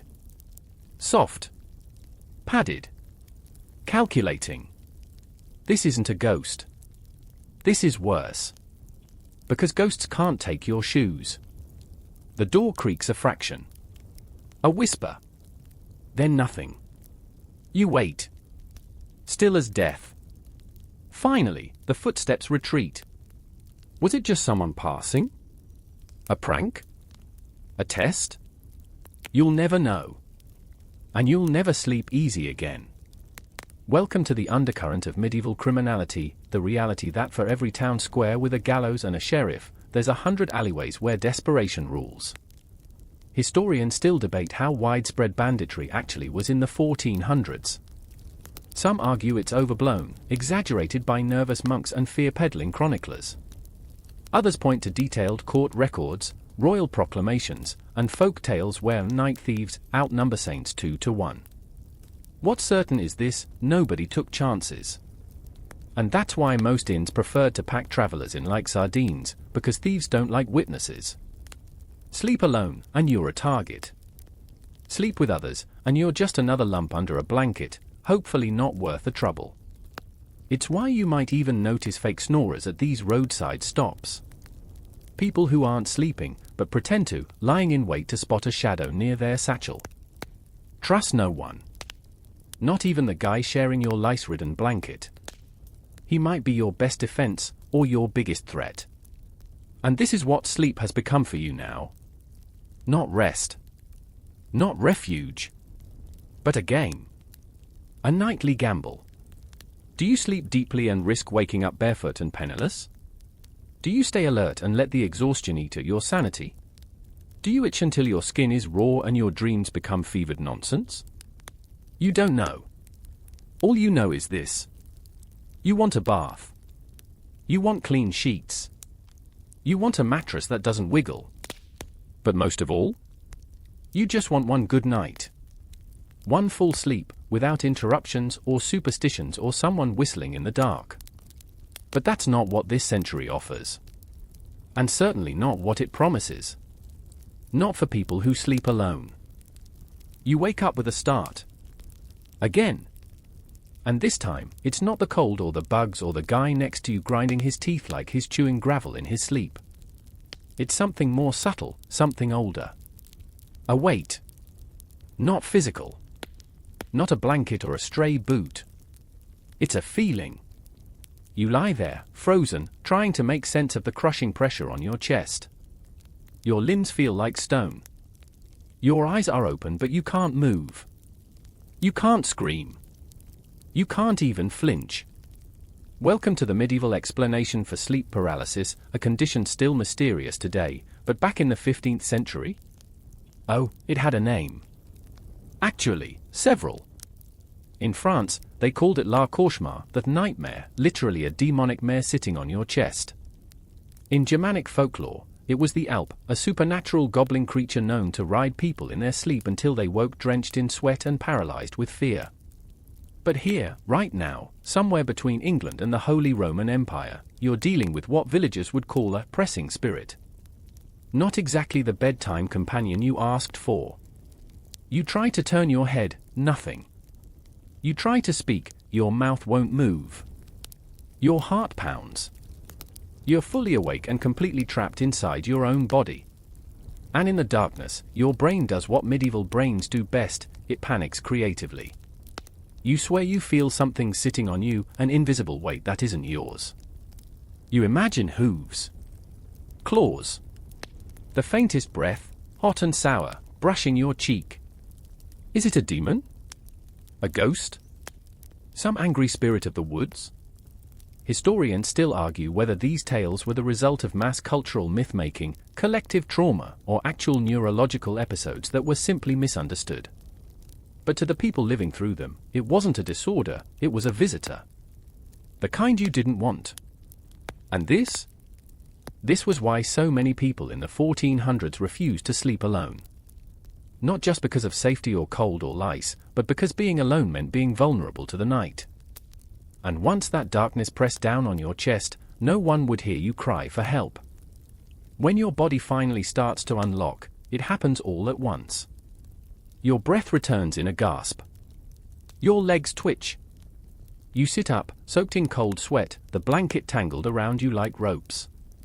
No one else in the room even noticed. You sit there in silence, heart pounding like a smithy's hammer, and try to remind yourself it wasn't real. It wasn't real. Except, to them, it always was. And now you're not sleeping again tonight. Instead, you listen. Because if something was in the room, if something followed you through your paralysis, then it's still here. You glance at the rafters. Shadows curl in strange shapes. The moonlight through the shutter cracks cuts the room into patches of silver and ink. You try not to blink too long. You remember what people said earlier at the tavern, don't whistle at night. You might attract a spirit. Don't leave your shoes pointing at the bed. Spirits use them as a path. Don't eat cheese before sleep. Nightmares cling to dairy like mold to bread. And suddenly, every old wives' tale you laughed at over soup feels like a sacred truth. You whisper a psalm under your breath. Just in case. Now, let's say you try to talk about this in the morning. You tell your fellow travelers about what happened, that you felt something sit on your chest, that you couldn't breathe, that the air felt thick with watching. What happens next depends entirely on where you are. In some places, they'll nod.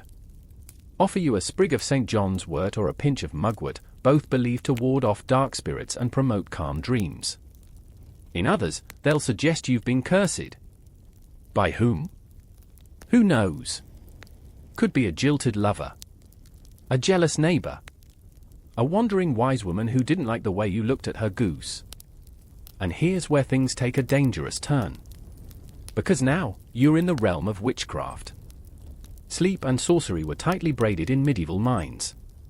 If you couldn't sleep, or worse, if you were cursed with too much sleep, like unnatural drowsiness, it meant someone had meddled with the balance. They might say you've been hag-ridden, a phrase that survives even today. The belief was that a witch or old crone had ridden your chest like a horse during the night, draining your strength and feeding on your breath. Creepy? Absolutely. Quirky detail? In some regions, people would leave milk and bread by the bed before sleeping to bribe the night hag. A midnight snack, so to speak, to keep her too full to bother you. Other people took more aggressive routes. Charms carved into bedposts. Latin prayers burned into strips of parchment and tucked under pillows. A knife under the bed. A bowl of salt at the door, because evil can't cross salt. Which sounds like superstition, until you remember that salt does dehydrate parasites, so maybe they weren't completely off base. In religious households, holy water was splashed liberally on sheets and doorways. Some even slept with relics, bone fragments of saints sewn into sachets, or wore iron rings at night, believed to disrupt the influence of dark magic. There were even entire sleeping rituals designed to protect you. The Lord's Prayer in reverse. A circle drawn around the bed with a coal or chalk. If you were rich, maybe a full-time confessor to cleanse your soul before sleep. Because in this world, night is spiritual territory. The body rests, but the soul is seen as vulnerable, adrift, more accessible to both angels and devils. And the space between dreaming and waking? That's the door. And some folks believed it could swing open both ways. The line between dream and vision wasn't clear-cut. If you saw something while half asleep, especially something uncanny, it might be more than a figment. It might be a visitation. One story tells of a woman in York who dreamt she was dragged from her bed by a black dog with human eyes. She woke screaming and shaking, only to discover her brother had died miles away that very hour. Coincidence? Well, you know how people feel about those here. Even church officials struggled with this. Dreams were sometimes labeled as divine revelations, sometimes as temptations from the devil, depending entirely on what you dreamt and who you told. And the worst dreams? The ones with too much clarity, too much emotion? They were suspect. Monks were often trained to journal their dreams, but told to confess any that felt too vivid. Women, especially, risked being accused of spiritual corruption or even witchcraft if their dreams were too prophetic. So, tonight, as you finally drift back toward a fragile sleep, you don't dare dream deeply. You don't want to see anything. You don't want to feel watched. You just want stillness. But your body has other plans. It wants to dream. It wants to uncoil all the thoughts you've been knotting since dusk. It wants to show you shadows with names and places you've never been. And even now, even here, in this lice-ridden, plague-haunted, spiritually overbooked century, you still let it. Because the body will always try to rest, even in the most restless of centuries. You lie back, adjust the blanket, scratch your shoulder again, and hope. Just for one dreamless night. Your eyes flutter open to the first hints of dawn, but even the morning feels heavy. There's dew on the windowsill, stale breath in the room, and someone snoring like an ox in labor. You'd think daylight might bring some relief, maybe a warm bowl of porridge or the sound of birdsong, but no. Not here. Not in this drafty room where the only thing chirping are lice nesting in someone's hood. Because if you thought the night was the worst time to be alone in 15th century Europe, wait until you see morning. You groggily sit up and notice something's missing. The guy on the other side of the hearth, the one who was wheezing all night, isn't wheezing anymore. You squint. Yeah. He's just not breathing. And no one is panicking. Because here in the medieval world, death in the night? It's kind of expected. Let's be honest, people went to bed in this century fully prepared to not wake up. And most of them weren't being dramatic. Between plague recurrences, bad ale, poor hygiene, open hearths, smothering hay, and occasional visitors of the spectral variety, the odds were stacked against a good morning. So when someone died overnight, people didn't scream. They sighed. Maybe said a prayer. Maybe checked the body for valuables. Then rolled over and got 15 more minutes. And you? You're suddenly hyper-aware that your own body smells like old wool and candle wax, and the thin blanket covering you might not be worth the trouble. You glance down at your skin. Is that a rash? Fantastic. You hop to your feet, sort of. The soles of your feet stick to the straw. Your back cracks like a broken lute string. You feel your way toward the door, because outside means air, and air means slightly less filth. You open the door and immediately gag. The latrine stench punches you like a sack of onions left too long in a damp cellar. The smell of waste, rot, wet dirt, and wood smoke, this is what the new day smells like. You breathe through your mouth. That helps. Sort of. You trudge toward the privy. It's just a wooden plank over a pit behind the inn. The wind whistles right through the gaps in the boards. It's a miracle anyone can get anything done in that freezing box. And let's just say toilet paper is not part of your medieval vocabulary. Instead? Leaves. Moss. If you're fancy, a bit of wool scrap. If you're poor, maybe nothing at all. If you're really unlucky, a communal rag on a stick. Yeah. That's real. The Gomp stick, some folks called it. You finish up with a shiver, trying not to think too hard about the splash zone, and shuffle back toward the inn. And that's when you hear it, the sound of someone crying. It's a child, no older than 8, clutching the hand of a stiff-looking woman near the doorway. You pause. The boy's eyes are wide, his cheeks streaked with soot and tears. The woman murmurs something about God's mercy, and they pass you, leading a donkey cart. You glance inside and spot a bundle. Wrapped tight. Still. Someone else didn't make it through the night. And here's where it hits you. Dying in the night wasn't just a tragedy, it was a disruption. Especially if you lived in a small village, where every death had a ripple effect. Bread wouldn't get baked. Livestock might go unfed. The community balance tipped every time someone stopped breathing. So what did they do? They started early. The moment someone died, preparations kicked in, before the body could stiffen or attract flies or worse, raise suspicion of unnatural causes. People whispered fast. Was it plague? A curse? Poison? Something dark? You'd better hope it wasn't your neighbor who spread those rumors. Because they could lead to something worse than sickness. They could lead to blame. Historians still argue whether most accusations of witchcraft or sorcery stemmed from superstition or sheer desperation, but one thing's clear, if someone in your household died unexpectedly, you might be next, on the wrong end of a pointing finger. But okay, let's say no one blames you. The old man just died. Peacefully. In his sleep. Probably. Now you're helping carry him out. Because the room he died in? It's now cursed. That's right. Rooms of death were seen as spiritually tainted, often needing purification rituals before anyone could sleep there again. Sometimes a priest would be called. Sometimes a villager with the sight. Sometimes just a lot of incense, chanting, and desperately hopeful scrubbing. You help lower the body into a cart and follow behind. Why? Because in 15th century Europe, funerals were everybody's business. You didn't need to know the deceased well. It didn't matter. The entire community participated because death was shared. Mourners walked with the cart. Bell ringers tolled slowly. Sometimes people wore death tokens, like black hoods or sprigs of rosemary, to ward off the spirit. And get this, in some towns, they actually hired professional mourners. Women who'd weep and wail and throw themselves to the ground just to give the dead a dramatic send-off. One scholar jokes they were the medieval equivalent of paid actors on Yelp. Quirky detail? You might even pass a sin-eater. This was a person, usually outcast, poorly fed, who'd be paid to eat a loaf of bread and drink ale over the corpse. The belief was that the food would absorb the sins of the dead, letting them pass cleanly to the afterlife. You really hope the sin-eater isn't around this morning.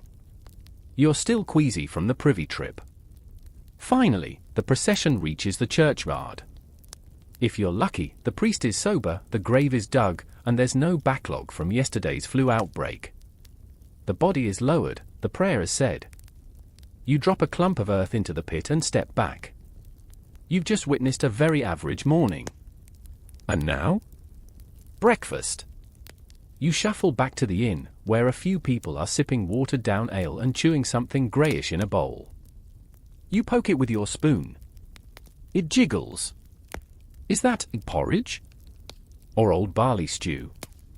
You don't ask. You sit beside a woman with a face like a withered apple. She's humming to herself while plucking lice from her shawl. You stare at your bowl. Suddenly, a cough erupts from the back room, deep, wet, awful. Everyone freezes. And then? Carries on. Because one more cough doesn't mean anything. Or maybe it means everything. But what can you do? This is life here.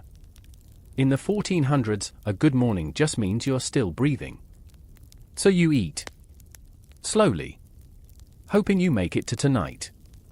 And maybe, just maybe, you'll survive that too. You finish your last spoonful of mystery gruel and try not to think too hard about the aftertaste. It's thick, oddly sour, and maybe a little crunchy. Someone mutters that it's blessed barley, which is just a charming way to say it's leftovers with bits of grit and mouse. Your stomach gurgles anyway, probably in protest. But hey, you're alive, and that makes you one of the lucky ones. Until night falls again. Because the real problem? You still don't have a bed to yourself. The innkeeper pokes his head in and grunts something about an overdue stable fee, and suddenly you remember, your original plan was to crash with the horses. Not exactly a spa weekend, but at least they smell less like death. You nod, shuffle out, and find the stable boy already sweeping straw. He shrugs and gestures toward the far stall. It's dry, he says, but you'll be sharing a dot. You blink. Sharing with who? He smirks. You step inside and meet your new bedmate, a plague survivor named Odric, who immediately offers you a piece of something sticky from his pocket. You decline. Politely. Now here's the thing, Odric's not currently infectious. Probably. But his face is a roadmap of past suffering, sunken cheeks, scarred lips, one glassy eye. You've heard of survivor's guilt, but Odric seems to be running on survivor's energy. He's all too eager to share stories, most of which end with someone vomiting blood or their skin turning to wax. You try to relax, lying shoulder to shoulder in the straw. But this isn't just an awkward snuggle. It's a real historical practice, especially during winter, or in times of illness, or simply because beds were too valuable to sleep in alone. Back then, a decent mattress, if anyone even had one, was a prized family heirloom. You didn't just roll over and get cozy. You nested. Stuffed straw, down, or hay into a ticking sack, then packed it in with layers of itchy wool blankets and maybe even animal skins. Think of it as a medieval sleep burrito, except way more lumpy, and often damp. And yes, people shared. Husbands and wives. Kids and cousins. Total strangers if you were traveling. Did people die from bed sharing? Sure. Did people die from not bed sharing? Also yes. You see, keeping warm was a matter of life or death. Without central heating, or, really, any insulation beyond hope and moss, body heat was your best chance at surviving a freezing night. Temperatures in stone buildings dipped low enough to freeze water in basins. If you slept alone, you might wake up with frostbitten toes. Or not wake up at all. Odric coughs once, then again. You stiffen. He assures you it's just old plague lungs, which is not as comforting as he seems to think. You wonder briefly if it's too late to go sleep in a tree. You wrap yourself tighter in the blanket. The straw crinkles beneath you. Something skitters across your foot. You do not investigate. Now, just as you're settling in, the barn door creaks open. Two more travelers appear, both with wide eyes and windburnt cheeks. They look around and, guess what? They join your pile. You're now one arm, one elbow, and a cow's breath away from total claustrophobia. Someone's knee is in your ribs. Someone else's feet are suspiciously damp. And then, just before the last candle is snuffed, someone farts. Loudly. It echoes. No one says anything. but the silence is heavy with judgment. You turn your head and try to fall asleep. This is the 15th century's version of a sleepover culture, only it's a lot less fun pillow fights and a lot more please don't die on me tonight. It wasn't just about lodging. It was about mutual survival. Everyone expected it. No one questioned it. In fact, there were rules. Believe it or not, certain guilds and inns had bed-sharing etiquette, including who got which side, how to divide the covers, and when talking had to stop, hint, much sooner than Odric thinks. Even more bizarre?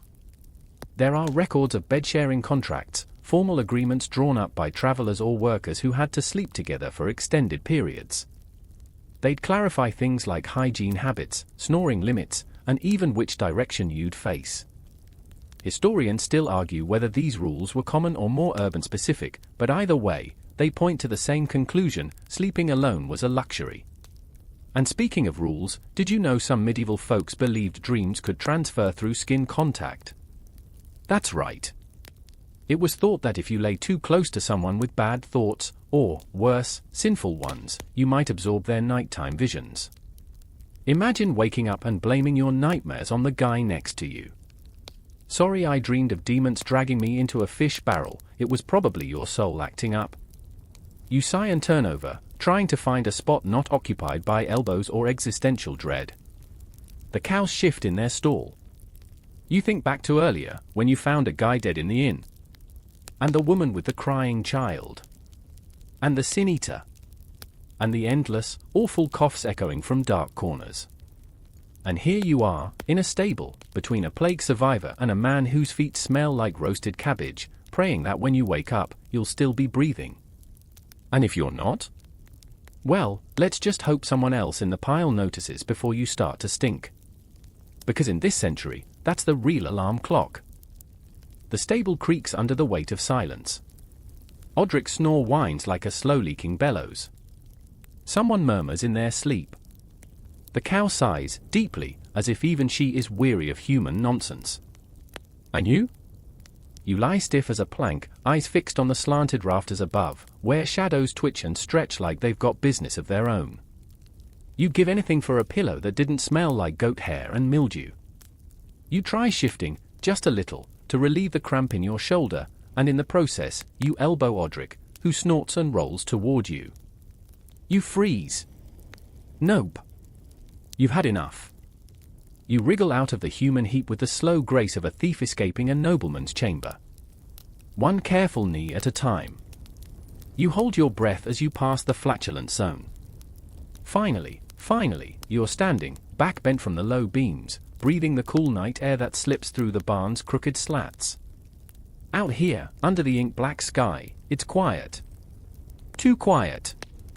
Because in the medieval countryside, night silence isn't peaceful, it's suspicious. You strain your ears. The wind shifts. A dog barks far off. Somewhere deeper in the woods, a branch cracks. And then, from the hedgerow? A rustling. You squint toward the dark shapes outside the stable and begin to realize, maybe sleeping alone isn't just a bad idea. Maybe it's fatal. See, night was when things came out. Not just thieves or wolves or the occasional traveling mercenary looking to offload a cursed ring. No, we're talking about the unexplainables. In the 15th century, the line between folklore and reality was thinner than your ragged socks. And at night? That line blurred completely. There were revenants, the not-quite-dead villagers who rose from the grave with blood on their breath and unfinished business. Historians still argue whether these tales were just exaggerations of illness and decay, or if they reflected early attempts to understand disease transmission. Either way, people believed in them. And believing was enough to change behavior. If someone suspected revenant activity in their village, they might dig up a grave and stake the corpse, or cut off its head and burn the heart. Records from 15th century Poland show actual municipal orders for such dismemberments. You know, just to be safe. Not spooky enough? All right. Let's talk about the church grim. The church grim was a spectral black dog said to guard cemeteries. If you saw it during the night, it meant one of two things: you were about to die, or someone very close to you was. Either way, not ideal. These superstitions weren't fringe.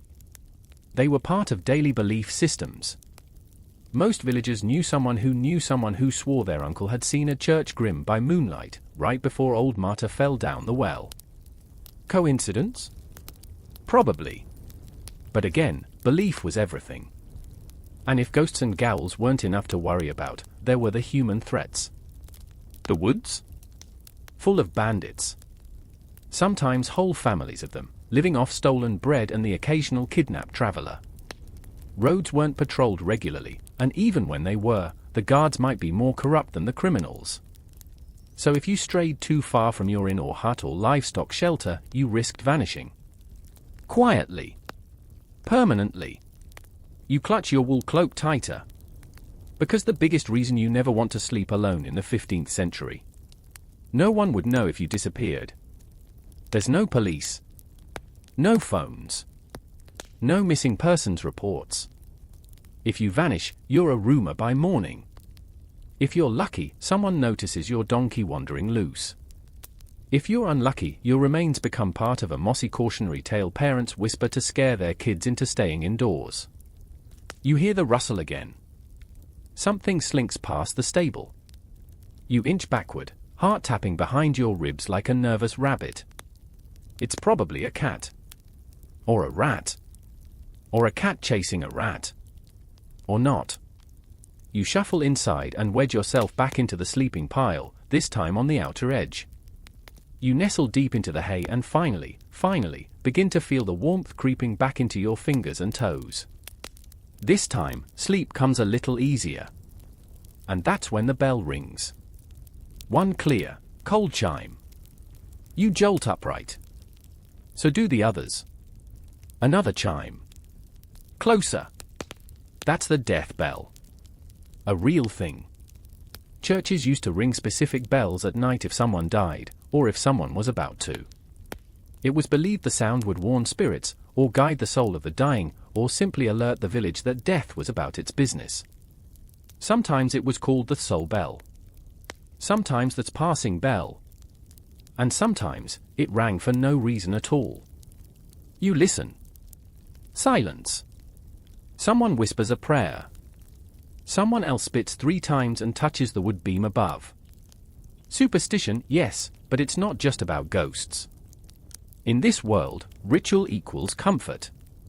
People didn't have science as a reliable fallback. They had stories. Beliefs. Rhymes and talismans and protective gestures. You lie back down, uncertain. You glance at Odric. His eyes still open. He doesn't blink. Don't worry, he says, voice hoarse. If the bell was for you, you'd have felt it already. You don't ask what he means. You close your eyes and tell yourself this is fine. That you'll make it to morning. That sleeping next to 3 strangers in a stable is safer than being alone in a private bed with a lock. Because here, in 15th century Europe, alone equals vulnerable. At night, solitude can be more dangerous than any fever. There's a saying Odric mumbles before drifting off again. Maybe it's a local proverb. Maybe it's just something he made up. Cold sleeps want warm bones. But warm bones get watched. You'd laugh if it didn't sound like he was quoting someone buried just outside town. The bell doesn't ring again. The stable quiets. And you, unblinking, stay awake for as long as you can. You're still not sure if you ever truly fell asleep, or if your mind just gave up and let your body float in that thin place between dream and dread. When your eyes finally open again, the sky is tinged with that early grey, cold light without warmth, like the world holding its breath. Odric is snoring like he's in the final round of a dying bagpipe competition. One of the strangers has rolled onto your arm. The cow's tail flicks lazily, unbothered by mortal concerns. You sit up slowly, muscles aching in that special way only straw, fear, and shared body heat can induce. And that's when you notice, someone is gone. One of the travelers. The guy with the damp feet. His spot in the hay is flat, still warm, but empty. You don't panic. Yet. Maybe he went to relieve himself behind the stable. Maybe he's just stretching his legs. But you remember that bell last night? That single, solemn chime echoing into the darkness. You remember the rustling in the hedges. And now your stomach turns like spoiled broth. You rise, brush bits of hay from your sleeves, and step outside. The air is sharper now. Crisp with dew. Fields glisten, and your breath floats visibly in front of you. You scan the immediate area. No footprints but yours. No bent grass. No damp-footed traveler. You do not investigate further. Instead, you make your way back toward the inn, toward the sound of morning noise, hooves clopping on mud, roosters getting competitive, someone shouting about cabbage prices. And as you walk, you pass by a low, half-crumbled chapel. There's a small crowd gathered. Quiet. Still. You edge closer and catch a glimpse of something lying across the stone steps. Covered in a woolen cloak. 2 feet, bare and pale, peek out from beneath it. You don't have to look twice. It's him. The man from your pile. Gone cold. No blood. No sign of a fight. Just gone. A priest murmurs something in Latin, and the crowd makes the sign of the cross. Someone drops a handful of herbs onto the body. Mugwort, maybe. Or vervain. Things believed to keep the soul from wandering too far. You take a step back, breath catching. You weren't close. You didn't even know his name. But he slept beside you. Shared your straw. Your air. And now he's gone. That's the terrifying thing about life here, it can turn like weather. Clear one moment, deadly the next. One day you're walking to market, the next, you're part of a funeral procession. And even then, you're lucky. Most people didn't get funerals. Remember, plague pits weren't just a 14th century phenomenon. Disease waves kept rolling across Europe for decades. Smallpox. Sweating sickness. Typhus. You name it. In many villages, if you died and weren't rich or important, you might get wrapped in a blanket, carted off at dusk, and dropped into a common grave with little more than a muttered prayer. Sometimes not even that. One traveller in the early 1400s wrote that in parts of England and Germany, death became so routine that people stopped marking graves altogether. Bodies were burned when there was no room to bury.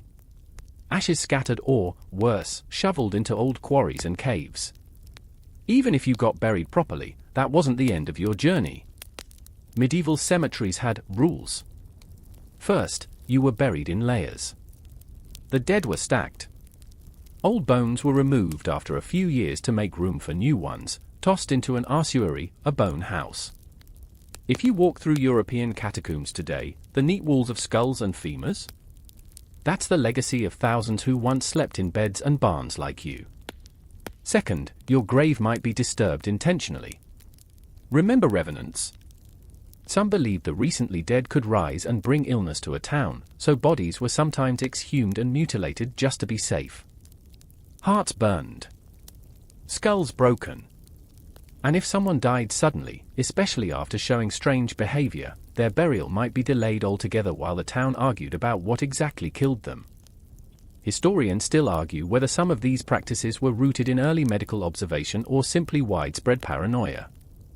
After all, if someone coughed up blood and died within a day, who wouldn't be suspicious in a time when microscopes didn't exist and germs were just bad smells? And then there's the curious tradition of sin-eating.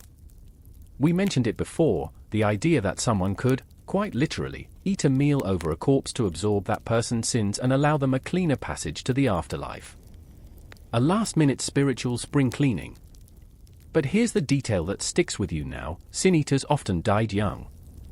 Not from supernatural causes, but from exposure. Sitting close to the newly dead, breathing in whatever ailment took them.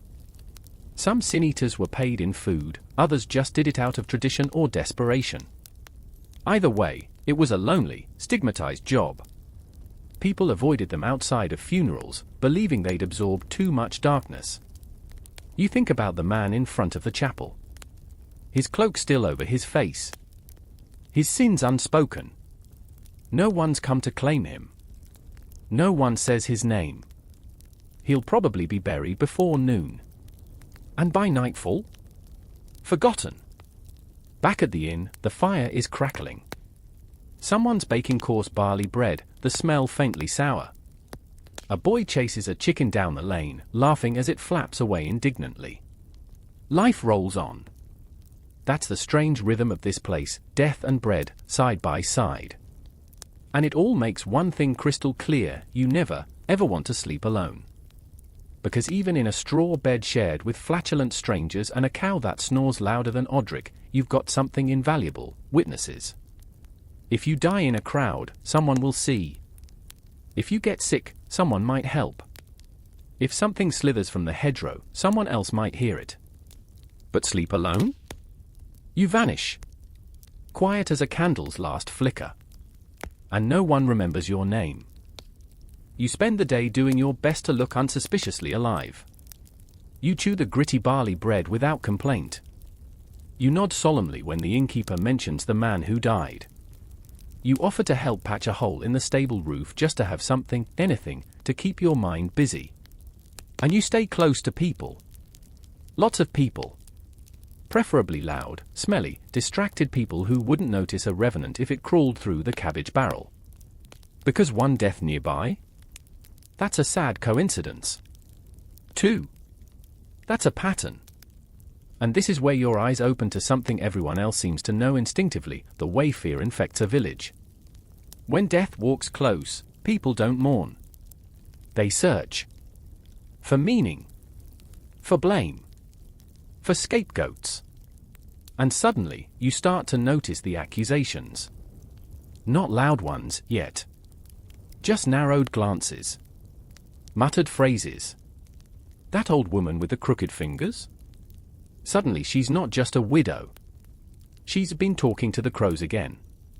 That traveling merchant who wears red and burns incense in his room. Foreign ways, someone says, wrinkling their nose. The medieval world doesn't run on justice. It runs on narrative. And if someone dies and you're nearby, well, congratulations, you're a possible character in their story. A suspect. Or a cause. Or, worst of all, a sign of bad luck. So no, you do not want to be alone. Especially not when dusk rolls in and the village starts to shift again into a different kind of fear. A more urgent one. Tonight, for reasons no one quite articulates, the villagers light extra candles. One in each window. Some in doorways. Some smudged with ash. You watch a mother draw a circle in chalk around her baby's cradle. Another woman tucks dried flowers into her lintel, murmuring something about keeping the old spirits at bay. And you realize, this isn't just habit. This is defense. Against what? Let's talk about the wild hunt. You've heard whispers already. The wild hunt is one of those pan-European folklore beasts, with roots stretching across Germany, Scandinavia, the British Isles. It changes shape depending on the region, but at its heart, it's always the same. A ghostly procession. Riders, dogs, hooves, horns. An army of the dead, or of fairies. Or of lost souls chasing one more mortal to drag into the mist. The sound of galloping hooves through the sky. Howling wind that carries names. Black dogs with eyes like coals. Hunters with antlers. Hunters with cloaks made of mist. Hunters who wear your dead father's face. Historians still debate whether this myth served as a cautionary tale, or if it was rooted in older, pre-Christian rituals that got rebranded by a nervous clergy. But in villages like this, they believe. Because too many people have stories of things seen between twilight and dawn. Shapes in the treetops. Footprints that don't match any known animal. Voices that call your name in the voice of someone buried last winter. And always, the rule is the same: if you hear the hunt, do not answer. Do not follow. Do not look. If you do, you might never return. This is why you don't sleep alone. Because if the hunt comes riding and only you hear it, only you see the horned figures gliding above the thatched rooftops, there will be no one to vouch for you in the morning. And if you're not gone, you might be changed. There's a young man in the inn, barely 16. He doesn't speak much. Just stares into the hearth and flinches when dogs bark. Odric whispers that the boy once went into the woods to find a lost sheep and came back 3 days later with no shoes and a white streak in his hair. He doesn't sleep alone now, either. You spend that night on the floor of the inn, curled next to 2 coughing children and a snoring man who's somehow both sweaty and freezing. You welcome it. You nestle deep into the crowd, ignoring the elbow in your ribs and the suspicious dampness near your feet. You sleep the kind of sleep only the utterly exhausted achieve, dreamless, still, blank. In the morning, the candles are gone. The chalk circles are smudged. And no one mentions the wild hunt again. They rarely do. Because talking about it might invite it back. Over breakfast, porridge with a pebble in it, you learn the village is preparing for another funeral. Not the traveler this time. A local girl. 12. She died overnight from a fever that came quick. You look around and realize half the room is watching you when this is announced. And that's when you understand your presence is becoming a liability. People don't like new things. New people. New trouble. They'll never say it to your face, but you hear it in the way someone stops handing you the bread bowl. In the way the stable hand doesn't answer when you ask if your boots are dry. You ask Odric, should I leave? He looks at you long. Then says, should have left yesterday. But where would you go? Because if being alone in a village is dangerous, being alone on the road is worse. Especially now. Here's a detail most people forget: medieval Europe wasn't quiet. It wasn't all flute music and windmills and sheep with bells around their necks. It was movement. Constant. Caravans. Peddlers. Priests. Bandits. Refugees. Soldiers. And with every new road you take, you're gambling. On the weather.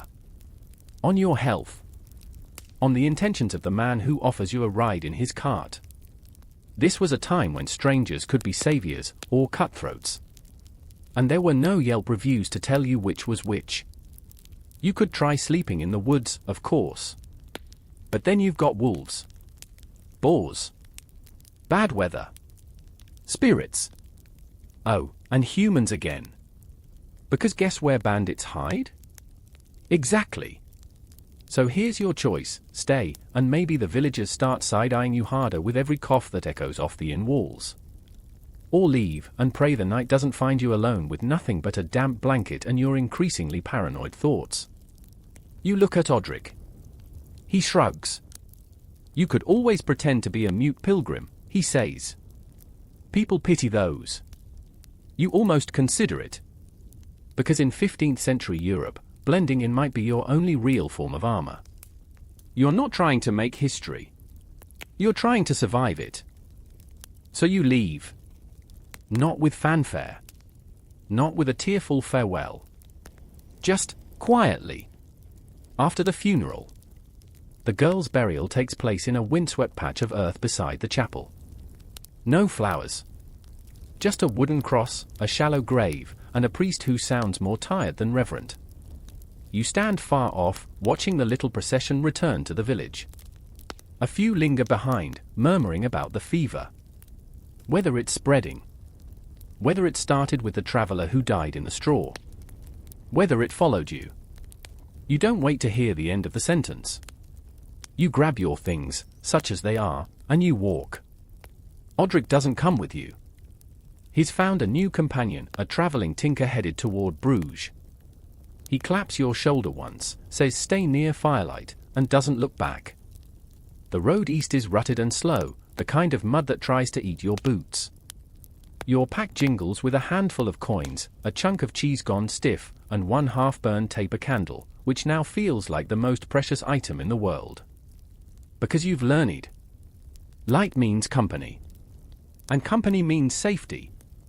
Alone, you're a moving target for every unseen danger that medieval Europe can hurl at you: a disease, yes, but also folklore. Fear. People who don't know your name and therefore won't miss it if it's carved into a tree tomorrow.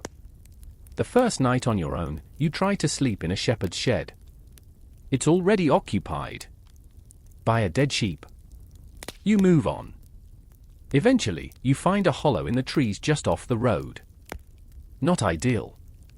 But there's dry grass, a boulder at your back, and the branches are thick enough to muffle the wind. You eat some of the cheese. You wrap your cloak tight. And you wait for the dark. This is the real test, isn't it? Not whether you can recite saints' names or remember which direction the moss grows. No, the real trial is whether you can survive being conscious, utterly awake and alone, when the world feels like it's watching you breathe. Because the night in medieval Europe is not quiet. There are sounds. Distant howls. Branches cracking. Once, very close, a scream, a human, or fox. You don't investigate. You pull the hood tighter. The fire you've managed to start is small. Not enough to stay warm, but just enough to remind anything lurking that someone, something, is here. Awake. You tell yourself stories in your head to pass the hours. You remember what someone said in the village, it's not the dark that gets you. It's the things that know you're alone. You believe it. Because halfway through the night, you hear footsteps. Not animal. 2 legs. Deliberate. Just beyond the trees. You freeze, heartbeat so loud it drowns out the wind. You grip the candle like it's a sword. The fire sputters. And then, silence. Whoever, or whatever, it was, they're gone. Maybe they never stopped. Maybe they're just watching. You don't sleep. But somehow, dawn still comes. The light is silver. Damp. Ugly. But you could kiss the sun for rising. You're stiff, cold, wild-eyed, but alive. You decide you need a new plan. Walking alone through woods and sleeping beside dead livestock isn't sustainable. And here's where you remember something smart. In medieval Europe, if you want to travel safely, you join a group. Ideally a religious one. Monks, nuns, pilgrims, traveling preachers, these people moved in clusters. Sure, their robes didn't always smell great and they'd preach your ears off about repentance, but they were usually left alone. So you make for the nearest abbey. And you get lucky. There's a Benedictine priory 2 villages over. It's small. Crumbling in parts. But they let you in for a night's rest and a bowl of leek soup. The rules are strict. No talking during meals. No meat on Wednesdays. 1 monk gets assigned just to follow geese around and make sure they don't wander into the cloister. But for all its oddities, the priory gives you what you need, community. For the first time in days, you're not scanning the shadows constantly. You sleep among others, on pallets laid row by row. Your neighbors cough and snore and mutter prayers in their sleep, and it is the sweetest lullaby you've ever known. Even here, though, you notice the precautions. Monks sleep with windows cracked, not for air but so the spirit can escape if they die in the night. There's a small bottle of holy water beside every bed. And no one sleeps in the northernmost cell. No one explains why. You don't ask. Because here's a deeper truth you've picked up: everyone in this century lives with fear. But they don't run from it, they prepare. They fold it into their daily rhythm. Light a candle. Whisper a charm. Sleep shoulder to shoulder. Just in case. And when they bury someone, they do it fast. You witness another death, an old monk, collapsed during morning prayer. By noon, he's laid out with coins over his eyes and rosemary around his neck. They don't cry. They don't wail. They just get to work. Death is not rare enough to inspire drama. It's expected. The abbey lets you stay for 3 days. Long enough to wash. To breathe. To feel almost human again. But you know you can't stay forever. You're not a monk. Not yet, anyway. You find a caravan heading south, mostly wool traders and their guards, and they agree to let you tag along if you help with chores. Hauling. Fetching. Lighting the fires. You take the deal in a heartbeat. Because here's the final lesson. In 15th century Europe, the loneliest people aren't the poorest. They're not the sickest. They're the ones who choose to be alone. And they don't last. So you walk now with others. You eat with others. You sleep beside others. And even when someone snores or steps on your fingers in the night, you feel, deep down, something close to safety. Not peace. Not joy. But safety. And in this century? That's worth more than gold. The caravan moves slowly. Carts creak. Mules complain. Boots squelch through puddles that haven't dried since last week's rain. The traders, for grumbling men in stiff wool tunics, argue constantly about whose turn it is to patch the axle or dig out a wheel stuck in a bog. You keep your head down and do the jobs no one else wants. That earns you a spot by the fire each night. Not close, not trusted, but present. Federation included. And now, more than ever, you cling to that inclusion like armor. You've made it this far because you stopped trying to be brave. Instead, you've learned to be proximate, to wrap yourself in humanity like a cloak. Because the truth you finally understand is this: medieval Europe doesn't just punish the weak, it punishes the isolated. The misunderstood. The outsider who doesn't fit neatly into the fabric of someone's expectations. And for all the monsters people feared, the demons and witches and wandering revenants, it was the lone figure at the edge of the firelight that raised the most suspicion. You know this because of what happens on your fourth night traveling with the caravan. The group stops at a small roadside shrine, just a weather-worn Virgin Mary, one eye chipped, half swallowed by vines. You think little of it.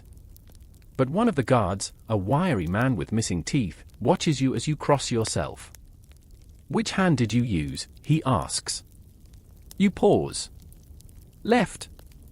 A beat of silence. Then he spits on the ground. Witch's way, he mutters. The others laugh, but it's not warm. It's the kind of laugh that cuts. That marks. That night, you sleep with your cloak pulled tight and one eye open. You realize something chilling: you're never more in danger than when you're almost alone. Surrounded, but not accepted. So the next day, you work harder. You clean the carts before anyone asks. You volunteer to gather wood even when your feet blister. You laugh too loud at jokes that aren't funny. You find ways to blend. To belong. Because now you know, it's not just the wild hunt or spirits of the dead that make solitude fatal in this world. It's perception. And in 15th century Europe, people will protect you only as long as you're one of them. Historians still argue whether these tight-knit survival dynamics created stronger communities or just more brutal in-group policing.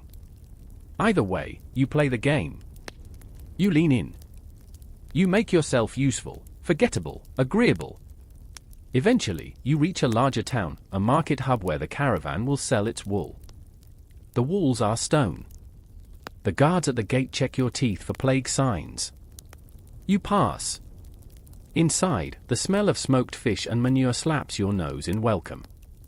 You don't care. It smells like civilization. Like a crowd. The caravan boss pays you a single silver coin and tells you, "This is where we part ways." And just like that, you're alone again. But something's changed. You're not helplessly alone anymore. You know what to do. You find a stable boy to bribe with a chunk of cheese for gossip. You learn which inns are packed. Which streets are better lit. Which side of town the charcoal burners live on, and why you should never sleep near their sheds. That night, you make your way to a cheap alehouse. No beds, just benches and bodies. And you slip in like a shadow, find a corner, press your back to the wall, and join the half-conscious lull of dozens of breathers snoring in imperfect harmony. It's ugly. It's loud. It's slightly damp. It's perfect. Because here, pressed between the snores of a carpenter and a man who might be a pickpocket, you are safe. Not because anyone will protect you, but because no one will notice you're there. And that means no one will accuse you when the bread goes moldy. No one will whisper about you if a dog starts howling at nothing in the street. No one will name you as a suspect when the mayor's cousin develops pustules on his neck. You're just another warm body in a sea of unremarkable others. And for the first time in weeks, you sleep deeply. Fully. Alone, but not isolated. You dream of firelight. Of laughter. Of doors that open when you knock. And when you wake, you know what the next chapter looks like. You'll find work, maybe mucking stalls or hauling barrels. You'll learn which days the fishmonger dumps unsold stock behind the tannery. You'll ask no questions, cause no ripples, and never sleep where no one else is sleeping. Because you've walked through 15th century Europe now. You've lived among its teeth. And you understand the most important rule. If you want to survive, you never, ever let the night find you alone. So now, you let your breath slow. The fires of the inn are long extinguished. The footsteps on the road have faded into memory. You feel the weight of the wool blanket pulled up to your chin, not heavy, not light, just enough to remind you it's there. Just enough to hold you in place like a second skin. You think about how strange it is, the way people held each other close back then, even if they didn't like each other. The way fear made them huddle together, not out of warmth or kindness, but because they understood, deep in their marrow, that there are things in this world best faced with another heartbeat beside yours. You picture the dark outside, but it doesn't feel quite so threatening now. You've made peace with it. You know its rules. You know that being alone back then wasn't brave. It wasn't wise. It wasn't poetic. It was an invitation to suspicion, to sickness, to stories told in corners that end with someone disappearing. So tonight, you're not alone. You're here, surrounded by the quiet murmur of voices across time. By the breath of strangers who once slept shoulder to shoulder on straw-stuffed mats, just hoping to see the next sunrise. They're not ghosts. Not anymore. They're companions. And maybe that's the gentlest truth hiding under all those layers of superstition and soot and fear. That in the end, we don't survive by standing apart. We survive by sleeping close. Now. Let your eyes soften. Let the night grow quiet. Let your thoughts drift like smoke curling upward from an extinguished candle. And sleep, safely, sweetly, deeply. Right here with the rest of us.